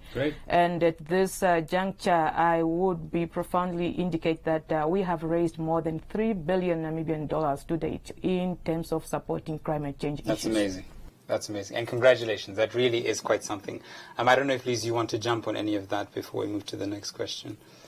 Well, in terms of your question on why climate finance is important to Namibia, what I would say is, well, firstly, what you alluded to, that climate change has very real consequences for Namibian communities, and we've seen the prolonged drought. We've seen the very heavy rains and flash flooding that's destroyed infrastructure. So those have very real consequences for people's lives and also for the economy. So that's one reason.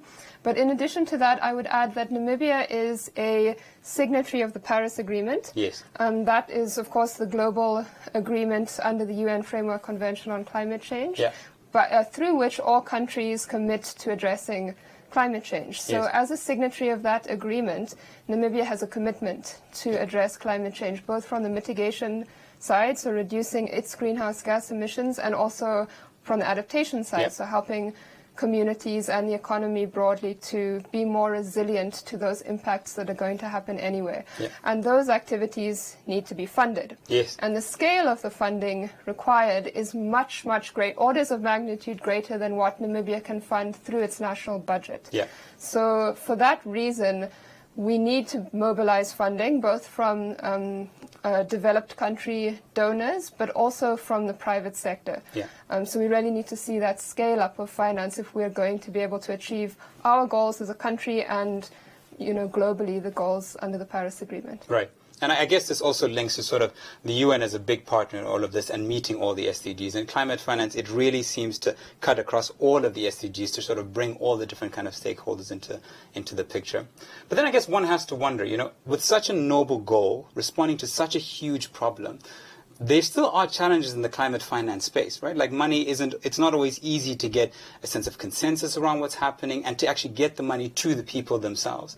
And I guess in that sense, it'd be really interesting to understand sort of from both of you, maybe from like a global and a local perspective, what are the challenges that come with having climate finance? Because I think from the viewer's perspective, it sounds like a no-brainer, right? Mm-hmm. Like we know what the challenge is, the money is needed, why isn't it flowing? So maybe Luis, we can start with you, sort of, what are those kind of challenges? Yeah. I would say that there are three major challenges. Yeah. The first is actually getting the scale of funding needed. And that's a challenge both globally and for Namibia. So globally, there is an estimated roughly $3 trillion per year in investment needed for climate change mitigation. And in addition to that, an additional approximately 500 billion needed for adaptation. So those are colossal sums. Yeah, they're huge numbers. Yeah. The amount of funding that's actually flowing currently for climate change is in the order of about 500 billion. So it's many orders of magnitude less than what is needed. That's per year, by the way, 500 billion per year. So it's a lot of money, but it's not enough. So that's the biggest challenge. And then that brings us to what I see as the second major challenge, which is we know that although the public sector needs to step up and put more funding into climate change, the scale of the challenge is such that the public sector alone won't be able to raise that level of funding. So we really need to get more private sector involvement. Now, currently, not just the private sector, but globally, there's about $1 trillion per year going into the fossil fuel sector, and that's the sector that causes climate change.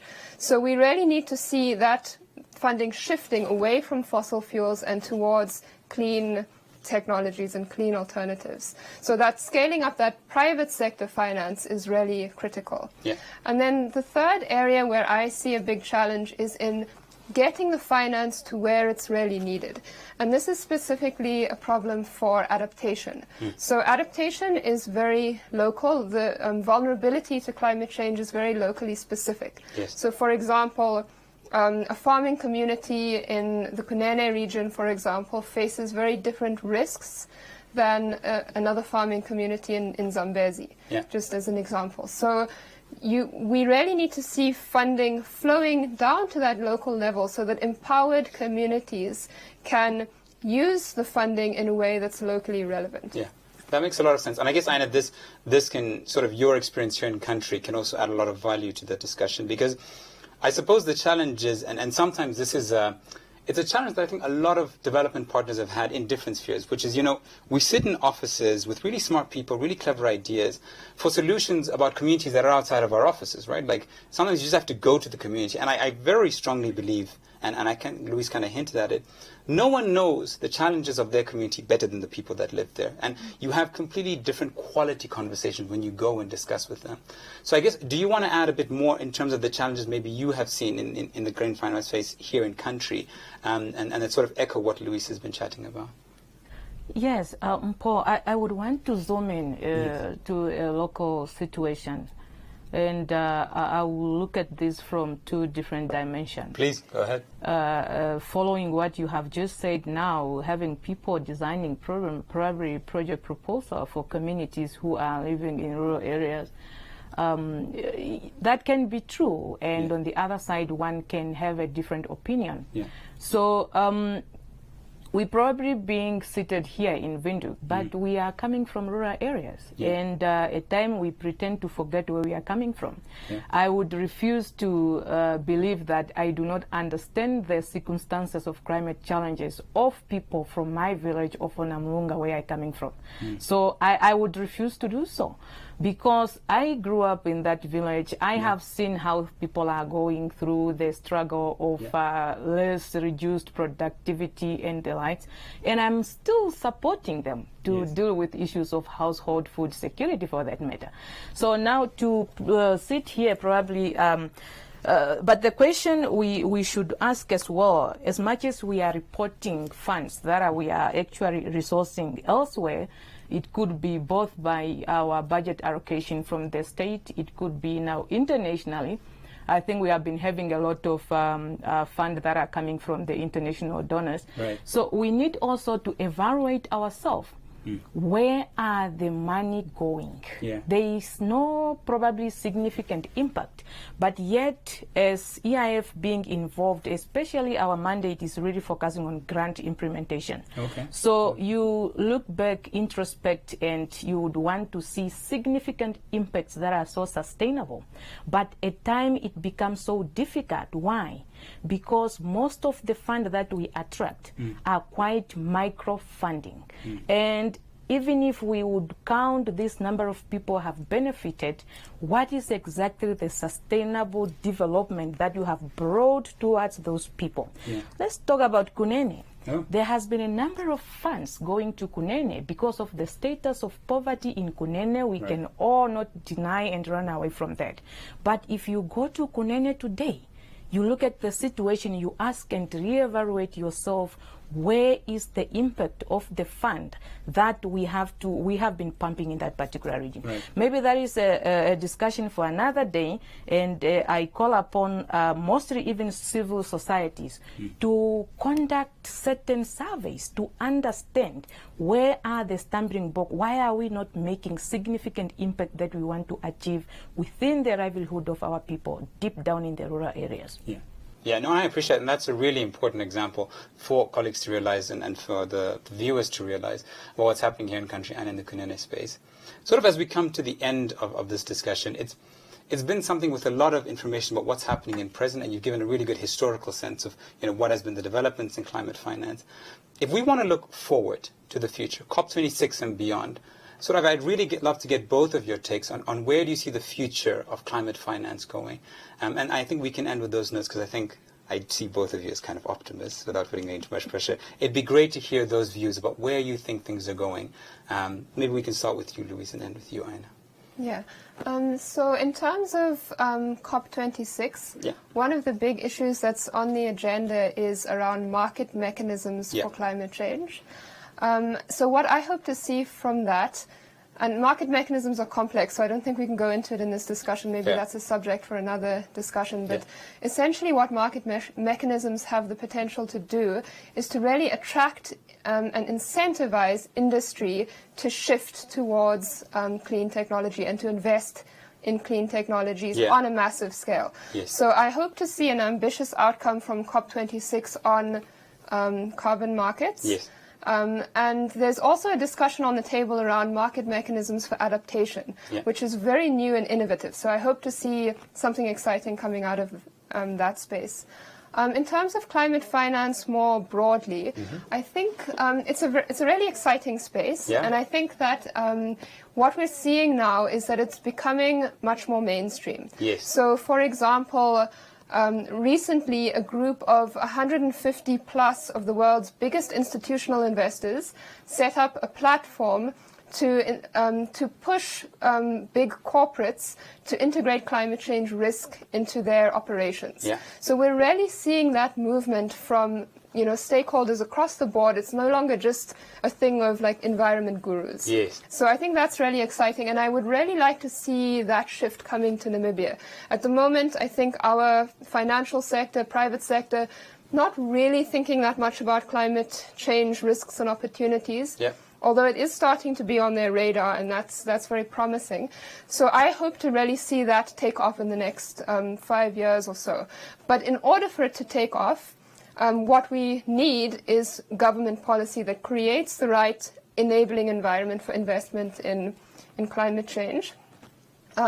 So I really hope to see the kind of policies, regulations, incentives, and also the strategic use of public funds that would allow the private sector to really come in and invest at scale in Namibia. And I'd also like to see more funding flowing to the local level, and I think the work that EIF is doing in that space is really innovative. EIF, and Aina can speak more to this, but EIF is the first, or one of the first institutions in Africa to be accredited to the Green Climate Fund, and it's mobilized a lot of funding through that. And they're also using innovative grant award mechanisms to get that funding down to communities. So there's a lot of innovation happening in that space.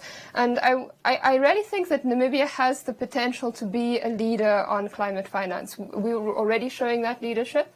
We've got a great track record on sustainable development. So I would really like to see us build on that and really see Namibia as a leading voice for Africa and for developing countries on the world stage on climate finance.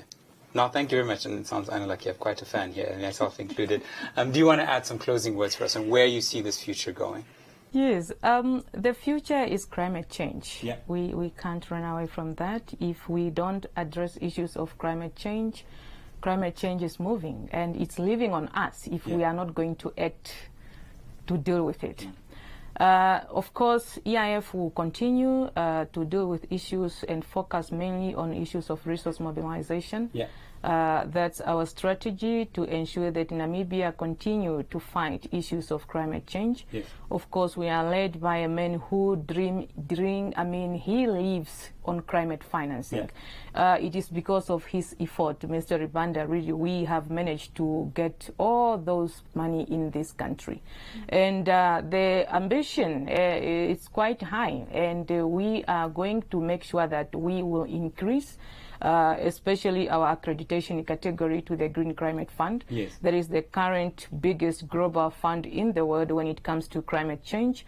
And for the globe, I just hope that the two mechanisms that have been put there by the convention, that is the GEF and the GCF, will continue to provide climate financing so that communities that are really suffering and the developing countries are really suffering on the effect of climate change can have meaningful impact and have solutions to deal with issues of climate change. And for us, adaptation is an issue. We understand we have not contributed to greenhouse gases, but we need to sustain our livelihood that has been destroyed by the impact of greenhouse gases. So we look forward, and we are pushing as a country. Thank you so much. And honestly, one thing I feel sort of in our little table is the passion that you have. And I suppose as a Namibian, as someone who works for the UK, thank you very much for your expertise and your consistent push to bring the benefits of climate finance to Namibia. Colleagues and all viewers here, these are the experts that you need to chat to. And I think in the Namibian context, we have the expertise. It really is just about being more precise and collaborating more effectively about making sustainable change. If you'd like to find out more from the EIF side, their website is eif.org.na. And of course, Louise has started her own company, triplecapital.com.na.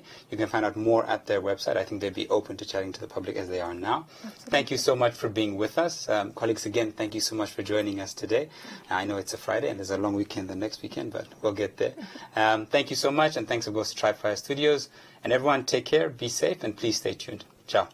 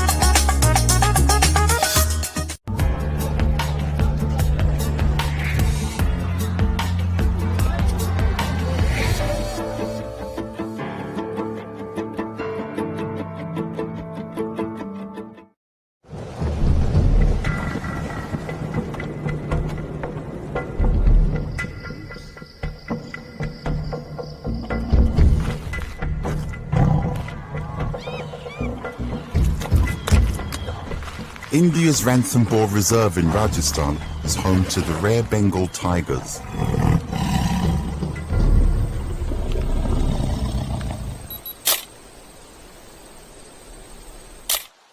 Every year, John Isaac, an Indian-born photographer, travels from New York City to document the lives of these majestic animals.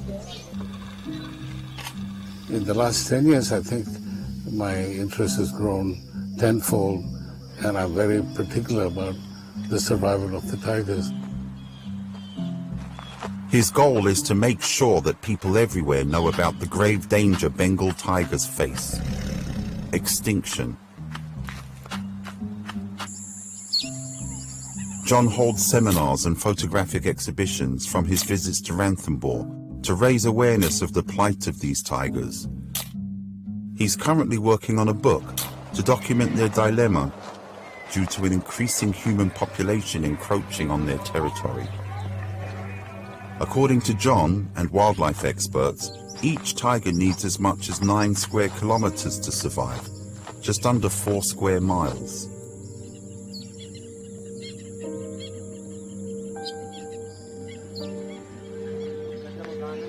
The relationship between tigers and people has always been difficult, but now, with much less territory to roam, tigers often wander into human settlements. The conflict between the villagers and the tigers has always been there, and then government tries to compensate. If a tiger kills a goat or a cow, they pay a certain amount to the villagers. In the past, tigers used migration corridors or routes followed by wildlife for travel between summer and winter habitats. Now these pathways have been taken over by people who use them as living quarters and to reap firewood. We are trying to work with the communities living around and trying to reduce their forest dependency so that we can conserve this corridor patch for the smooth and easy movement of tigers. Jamuna Devi, a farmer, lives near one of the migratory corridors. She used to depend on the forest for grazing pastures. Now, thanks to a World Wildlife Fund initiative, Jamuna no longer needs to rely on the forest for her family's survival. The secret? Introducing new alternative crops closer to her home. साल बोया हमने खुद ने और ये तो अभी यही साल बोया है ये आया होया कांदा है हम 25 रोज को तो तारीख को तो बोया ही है और रोज में अंतर तो आगा भूलने लगा. The success of this project has led to even more changes. Jamuna decided to plant fodder for her cattle on her excess land to further preserve the habitat of the tigers. She has also switched to cooking gas so that she doesn't have to collect forest wood for fuel. जंगल में सब दुनिया ने जहाँ छोड़ दिया तो सब बे होगी कोई काम नहीं करा लकड़ी को भी नहीं करा जंगल में जाने से भी परेशान है दुनिया गैस भेज दिया सबन के घर घर में वे सभी सिलेंडर पकड़ते हैं और रुपया को कोई समझते ही नहीं है अब भीतर भरा लावा. Climate change also has a direct impact on the habitat of tigers. The last 2 or 3 years, they say, there's been a drought. The rains have not been regular. Climate change is a serious problem in this country, even it's in the continent. So keeping these forest areas alive and protected is the only solution. This year we have raised a nursery of 10,000 saplings. Forest Department have shown their interest. They bought around 2,000, 3,000 saplings. The idea is to plant new trees to replace those lost to severe weather conditions and human activity.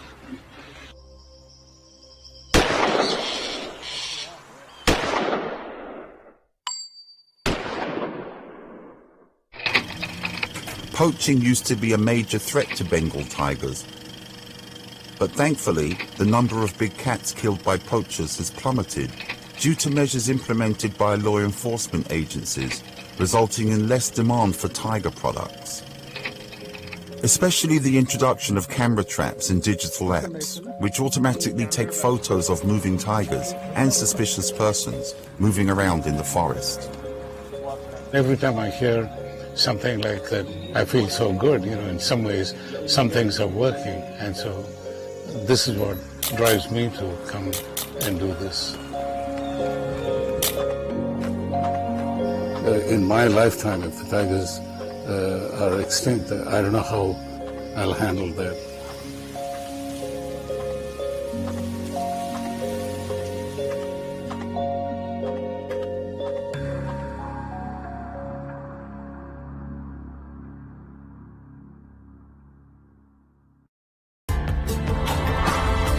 This report was produced by Mary Ferreira for the United Nations.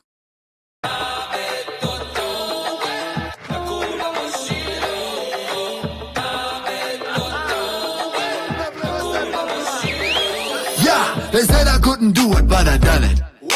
Now I'm steady shooting to 100. Only ever did it like I wanted. Now I'm busy shooting to 100. They said I couldn't do it, but I done it. Now I'm busy shooting to 100. You will always find me where the fun is. 100, 100, 100. Just a little boy from the streets of Africa. I grew up to be a lion and spread Nam culture. With my pen and a little paper, I took my style to the world and make a little better. But then, I had to keep my cool, cause I knew it was my factor, but the industry was cool. It's true.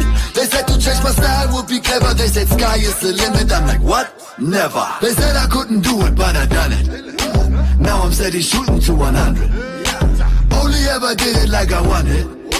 Now I'm busy shooting to 100. They said I couldn't do it, but I done it. Now I'm busy shooting to 100. You will always find me where the fun is. 100, 100, 100.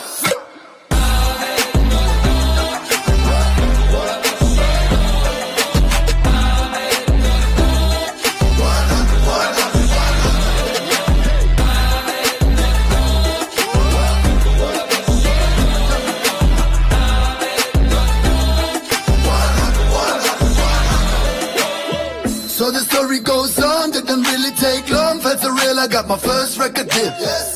I told them from the start, I just wanna play my part, no phony, I just like to keep it real. But they was way too busy chasing all their money, it's so funny now that I got it all. Moral of the story is, just do what you wanna do and say who you really, really, really, really, really, really, really, really, really, really, really, really. They said I couldn't do it, but I done it. Now I'm steady shooting to 100. Only ever did it like I wanted. Now I'm busy shooting to 100. They said I couldn't do it, but I done it.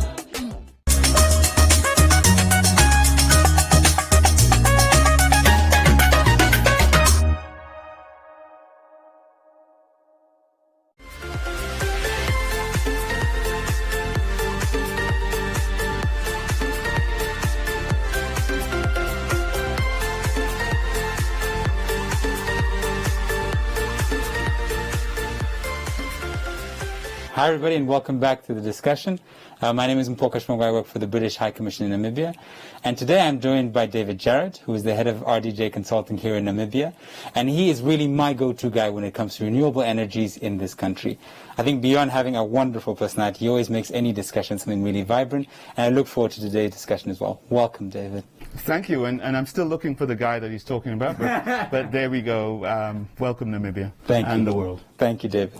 So I guess, today's discussion is part of our longer chat about what climate change is and COP26 in this context. As a bit of a recap, COP26 is a major conference having hosted this year in the UK, and it's looking to bring stakeholders from every different sector, from the heads of government to the heads of private sector, the NGO space, and people on the ground to have a quality discussion about how do we combat climate change and what are solutions that will be valuable and will have impact for the people that need it the most.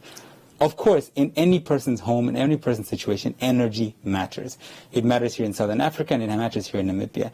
And today we're going to have a chat with David about what energy means in the climate change discussion.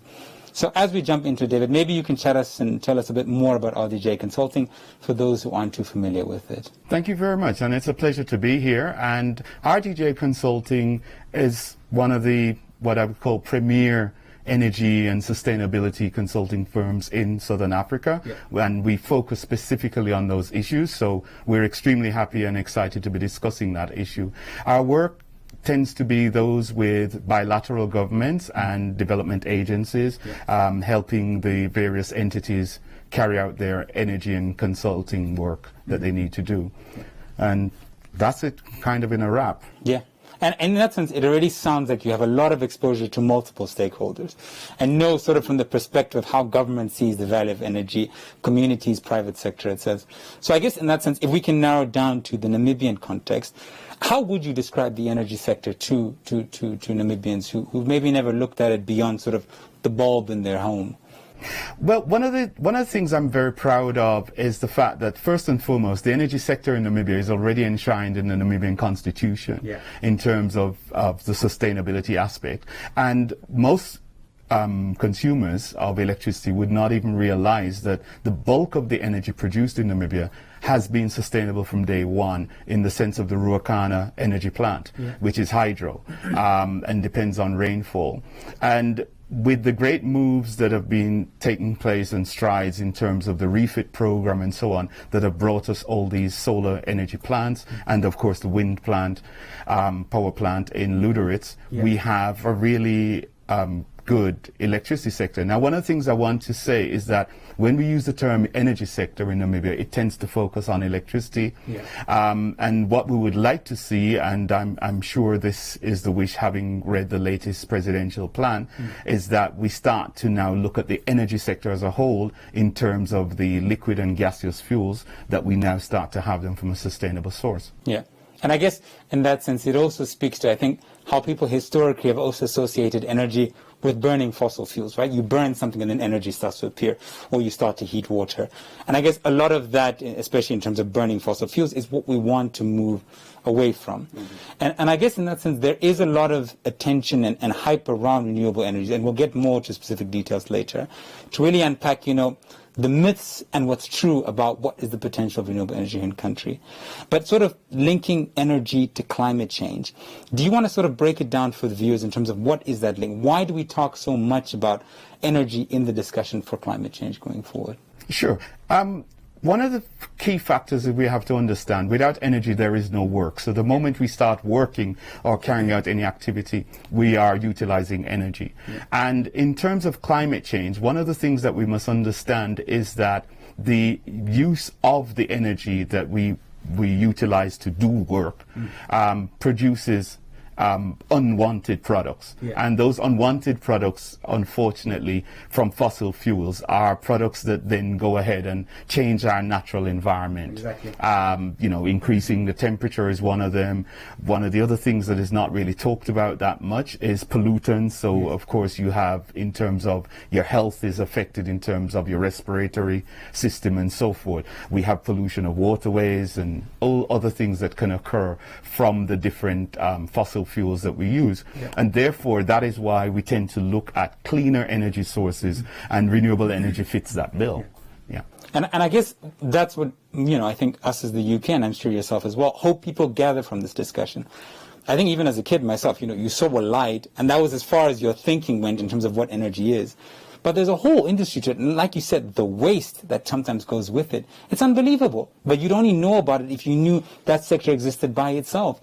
And if I may, some of the simple things that we could do as consumers is not to use energy if we don't need it. So leaving a light on, just for example, just to know that okay, the room is not dark, or you leaving a light on while you're watching television, which is still giving you light because you're looking at a light source, is some of the simple ways that you can do that. And to put it quite frankly, if you don't need to spend a penny, don't spend one.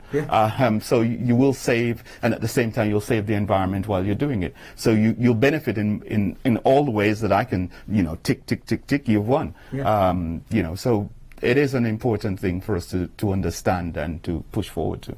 Quite frankly, this is probably like a perfect time to be saving money. We've been in a recession for a really long time. The global economy has been going through a really difficult patch. So, I mean, if you could save money, there's that extra incentive as well to you. I guess then sort of going down specifically to sustainable energy. We've already started to touch on it, right? So in that sense, we're talking about energy that doesn't have pollutants or side effects that aggravate the situation when it comes to climate change. Maybe could you sort of, in your experience, you touched a little bit on wind and electricity, and you mentioned some examples already in that space. Could you maybe help someone think about, okay, if I had to evaluate what is a clean form of energy, how would you suggest very quickly, sort of roughly, what should they think about? Well, the first thing you'd want to think about when you're looking for something that's clean, I mean, take it, as a kid who wears a white shirt and goes out to play soccer. Yeah. As long as the ball doesn't touch me and I've not fallen on the ground, then you're talking about something clean. Now, the same thing happens in terms of your fuel use and that you use to provide your energy sources. And as long as you have the situation developed in a way that you can utilize this energy source and it has no long-term effects around you in the environment, then that's what you need to go for. Yeah. And to sum it up quite quickly, you need an energy source that when you finish using it, there's still some left for you to use again. And so clean energy sources tend to be along that line, whereas all the other, well, let's use the term non-clean energy sources or polluting sources tend to be ones that you have to keep looking for more each time. And so we win again if we just switch. Yeah, 100%. And I guess that sort of, it can narrow us down to a discussion about clean energy sources here in country. And you've already hinted at it. I mean, we have a lot of sunshine in this country. You've mentioned, Literate, that there's a lot of wind in that kind of space. And I've also heard sort of ideas about, yes, there's huge opportunities and there's huge potential for investment to come in when it comes to infrastructure, job creation, etc. I think sort of in terms of the sustainability element, we want to encourage our viewers to think broadly, right? Like, yes, there's a lot of hype for something, but we need to be critical to make sure that what we're doing has sustainable benefits sort of going forward. So maybe let's start in the solar space. Okay. So maybe let's start with, what do you see as the big opportunities in the solar space in Namibia? Well, first and foremost, because solar is available wherever you go, it's not something you need to take with you, it's something that chases after you. Once the sun comes up, it's there. Then there is the opportunity to do practically most things with solar, because solar provides energy in the thermal space, so you can heat things with it. It provides, with the current technological advances that we have, we can produce electricity with it, so we can charge our phones. We can literally charge motor vehicles and then drive off with it. We can use that for storage in battery systems and other energy storage systems, so that we have electricity later on for lighting primarily.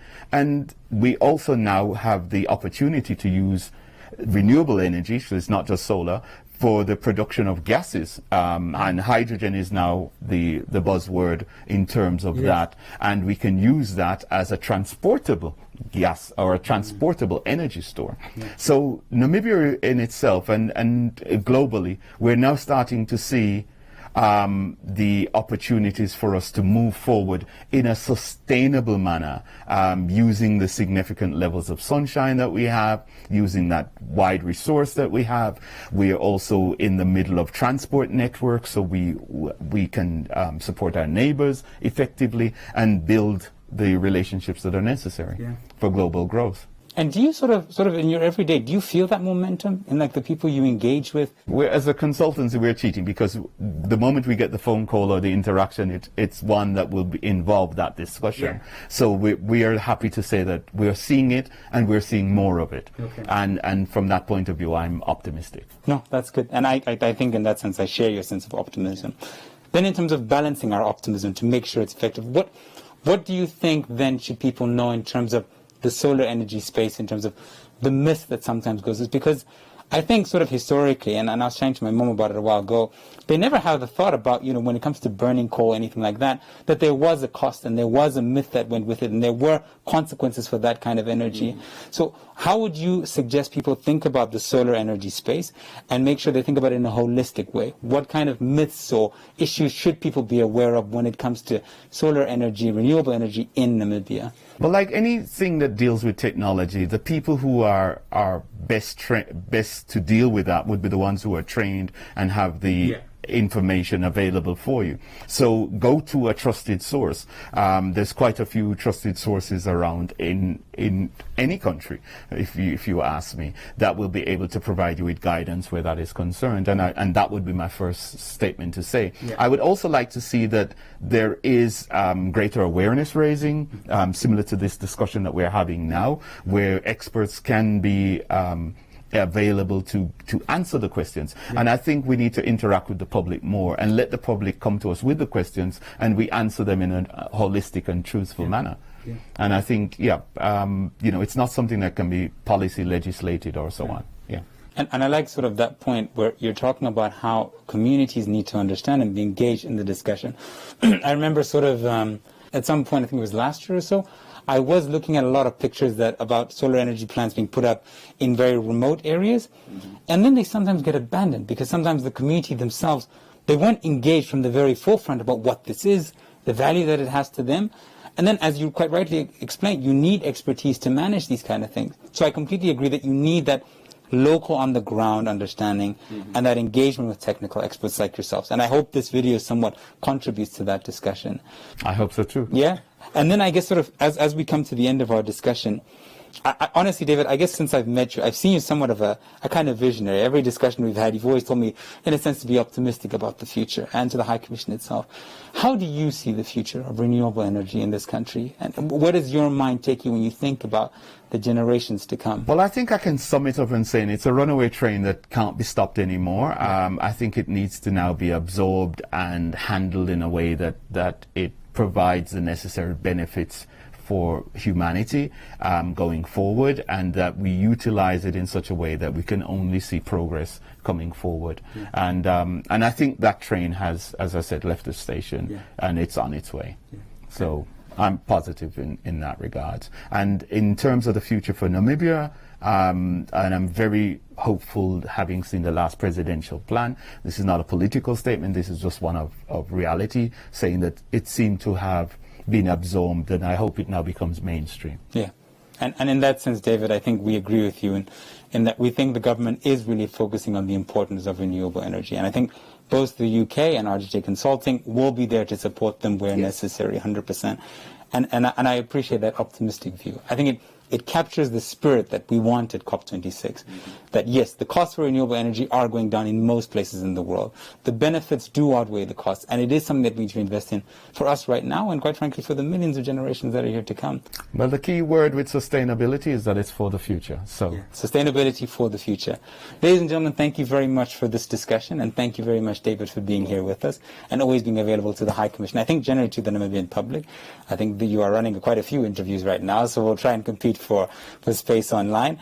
If you want to find out more about what David is doing in his company, please go to rdjconsulting.co.za. And I know David always has an open door for everyone. I might have a bias to that, but I always appreciate that. Otherwise, if you want to find out more about COP26, please go to ukcop26.com, and you can find out more information there about what COP26 is, what climate change is, and what you can do to be part of that discussion. Otherwise, ladies and gentlemen, thank you so much for joining us. Thank you again, David, for being here. It's a pleasure. Thank you, Tribe Fire Studios, and we'll see you on the next discussion. Take care.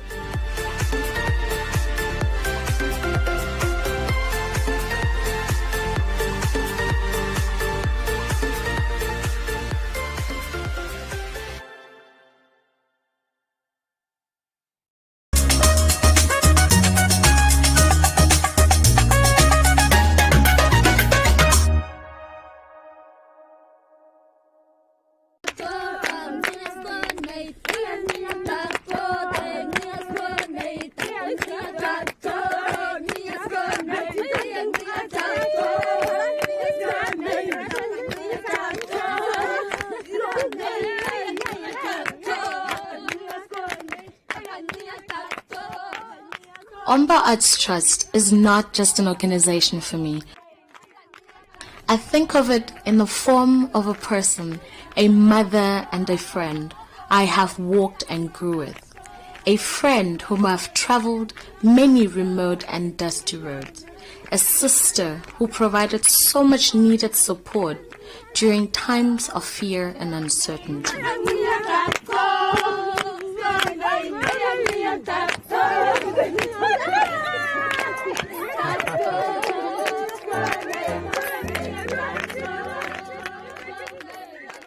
ke tutsi ke mtang ha ka kwa ja khobra kho ka hintsem ka tsite ka nyata ka tsoga ko te ka tsi khuri tsite ka tsoga o ka to amka mati ka tsoga ka kwa ja ko khas kensa ta go ku ngum as kensa drum ku ka ka ku dan temka tsi ku a dan khabati ka ku shegade kamang aqeke kumtsa akwa ka tama ka le khatani ungwa nka kwa ka hasiko ham ka tsoni ka ke nka sheng ku bia oma nka tsosi nka anye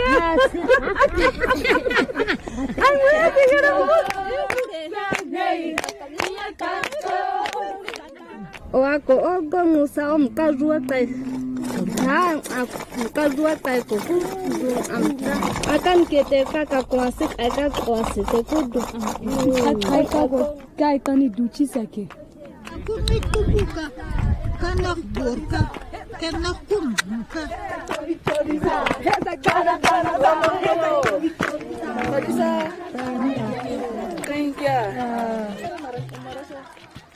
There is a saying in Damara for people such as Omba, which is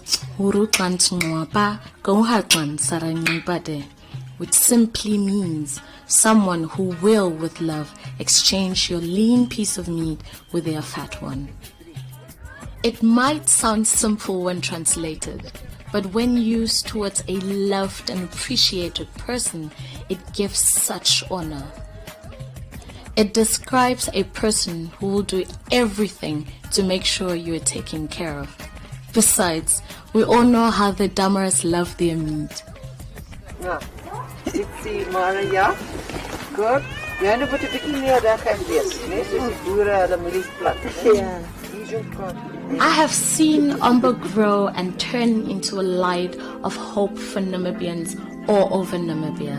I have seen women and men grow as individuals, becoming respected members of their communities, but also valuable providers of their families. I have seen people with no hope in their eyes light up when they see Omba arrive to fulfill a promise which was made and which they did not believe will be kept. I have seen women dance and sing for hours until the dust from their feet covers us all because the old friend has arrived. I've seen women standing up in front of a large number of people and express their hopes and dreams. I've seen people who have never left their village travel hours and hours to other countries and share their culture and experiences. I have seen children grow and become young women and men before my very eyes. Omba has been the sister holding hands throughout it all. Omba has built valuable and strong relationship with communities, empowering both women and men, but the impact on women can be seen and felt most sincerely. The work with the women has such a ripple effect all over the whole village, most especially the young.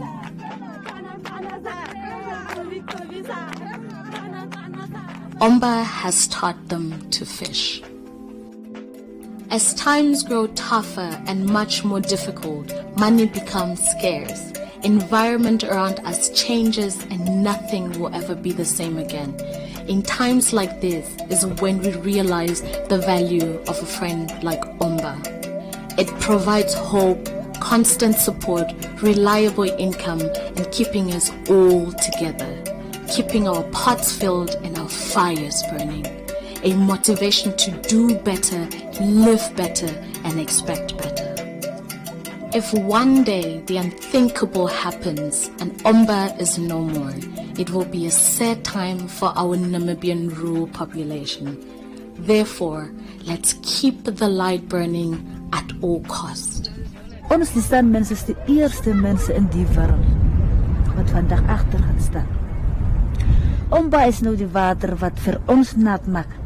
Dat onze wortels mooi groeien, dat ons vruchten kan brengen, kos kan brengen. Omba gee vir ons werk. En van daaraf leven ons.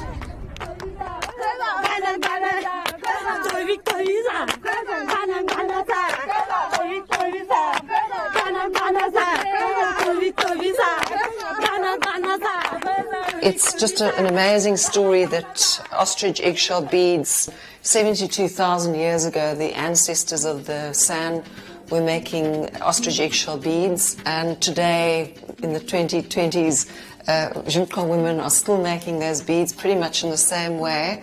And the work has evolved from fairly traditional products, this probably would have been worn like this, into something as sophisticated and contemporary as this necklace from the waterfall range. So here we are bringing the necklace to this gallery in Windhoek, and it then gets sold to customers in Europe, in America, and generating income for women, Jimkwa women back in the Kalahari. So it's just an amazing thread of history that goes to this ostrich egg, to this contemporary jewellery. This basket I absolutely love. It's a finely woven basket in natural dyes. This asymmetry is very unique to Namibian baskets, and we've been working with these women, doing workshops and helping them evolve into these incredibly fine baskets. We've worked with the women developing different palettes, and there's another one with a slightly more yellow palette, but considered are the best baskets in Africa.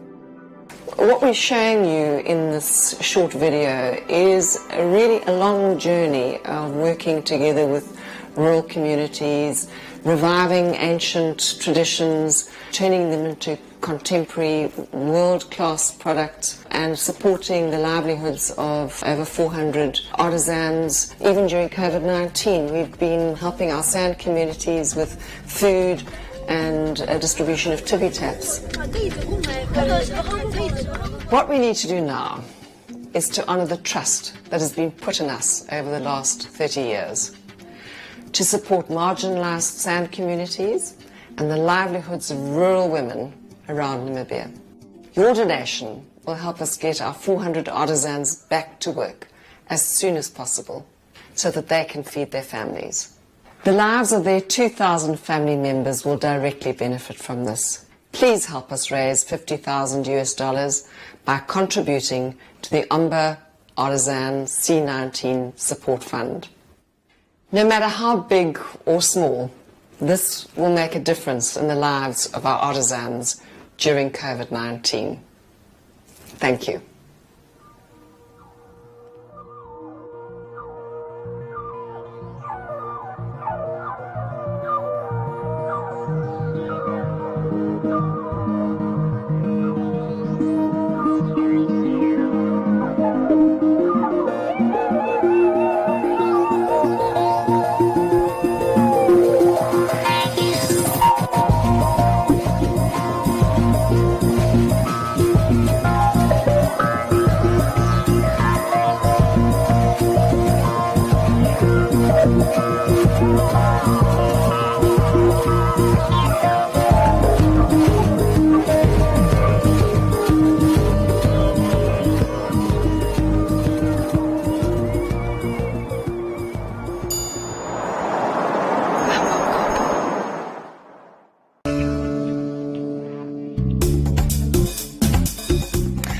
And welcome to the She Word, the show where we discuss trending topics amongst women across Africa. Girl, 7 years old. Do you know why you're here? In 1997, I was filmed by an American news crew at the place I was being held, a shrine run by a priest dedicated to the worship of deities. I was labeled a Chokoshi, a wife of the gods, paying for a crime committed by a family member. Okay. The purpose of sharing my story was to say, you know, you may have gone through something, a traumatic experience. You are still able to have life. You have life. You can live life. You can contribute to society, and that's what it should be about. It's not more. It's not really about like victimizing because I honestly don't like watching it.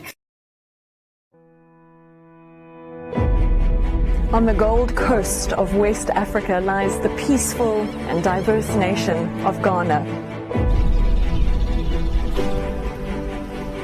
I'm pretty close right now to the geographical center of the Earth.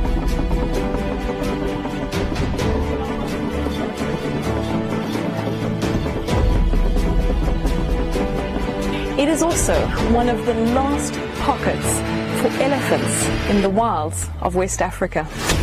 You know, every country in the world just about has cattle, sheep, goats, horses, donkeys. But it's only Africa that has the real megafauna, the charismatic stuff which people in the rest of the world want to see. The passion that the staff have for the job. There's value to a bird which brings birders to a place like this. I mean, this is a birding paradise. We see an intrinsic appreciation and joy from seeing the wildlife out here, but not everybody does. You can't get to Moli and then will not be passionate about what we do, because you'll be the only one left. Everybody is passionate. The only worthwhile war, the war against destruction, the war against loss, the war for peace, for balance, for inclusion. It is out of my way. Buffaloes, elephants, tigers, atobis are still in existence. If Mole fails, then Ghana is without wildlife. Join me as we journey to the untamed wilderness of northern Ghana to meet these last defenders. The people within the law enforcement agencies don't really know you're talking about a roan antelope. Somebody thinks it's just like a goat.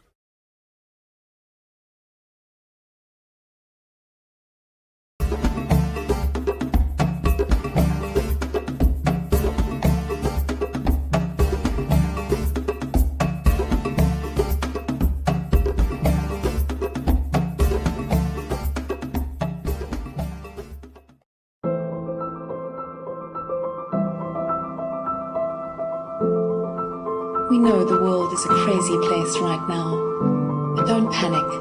Take a breath, slow down, or better yet, stop completely. We'll still be here when everything settles down.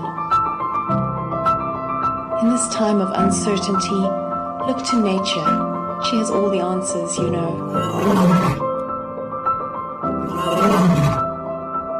We're not only giving ourselves time to reset, we're giving nature time to restore, revive, restart.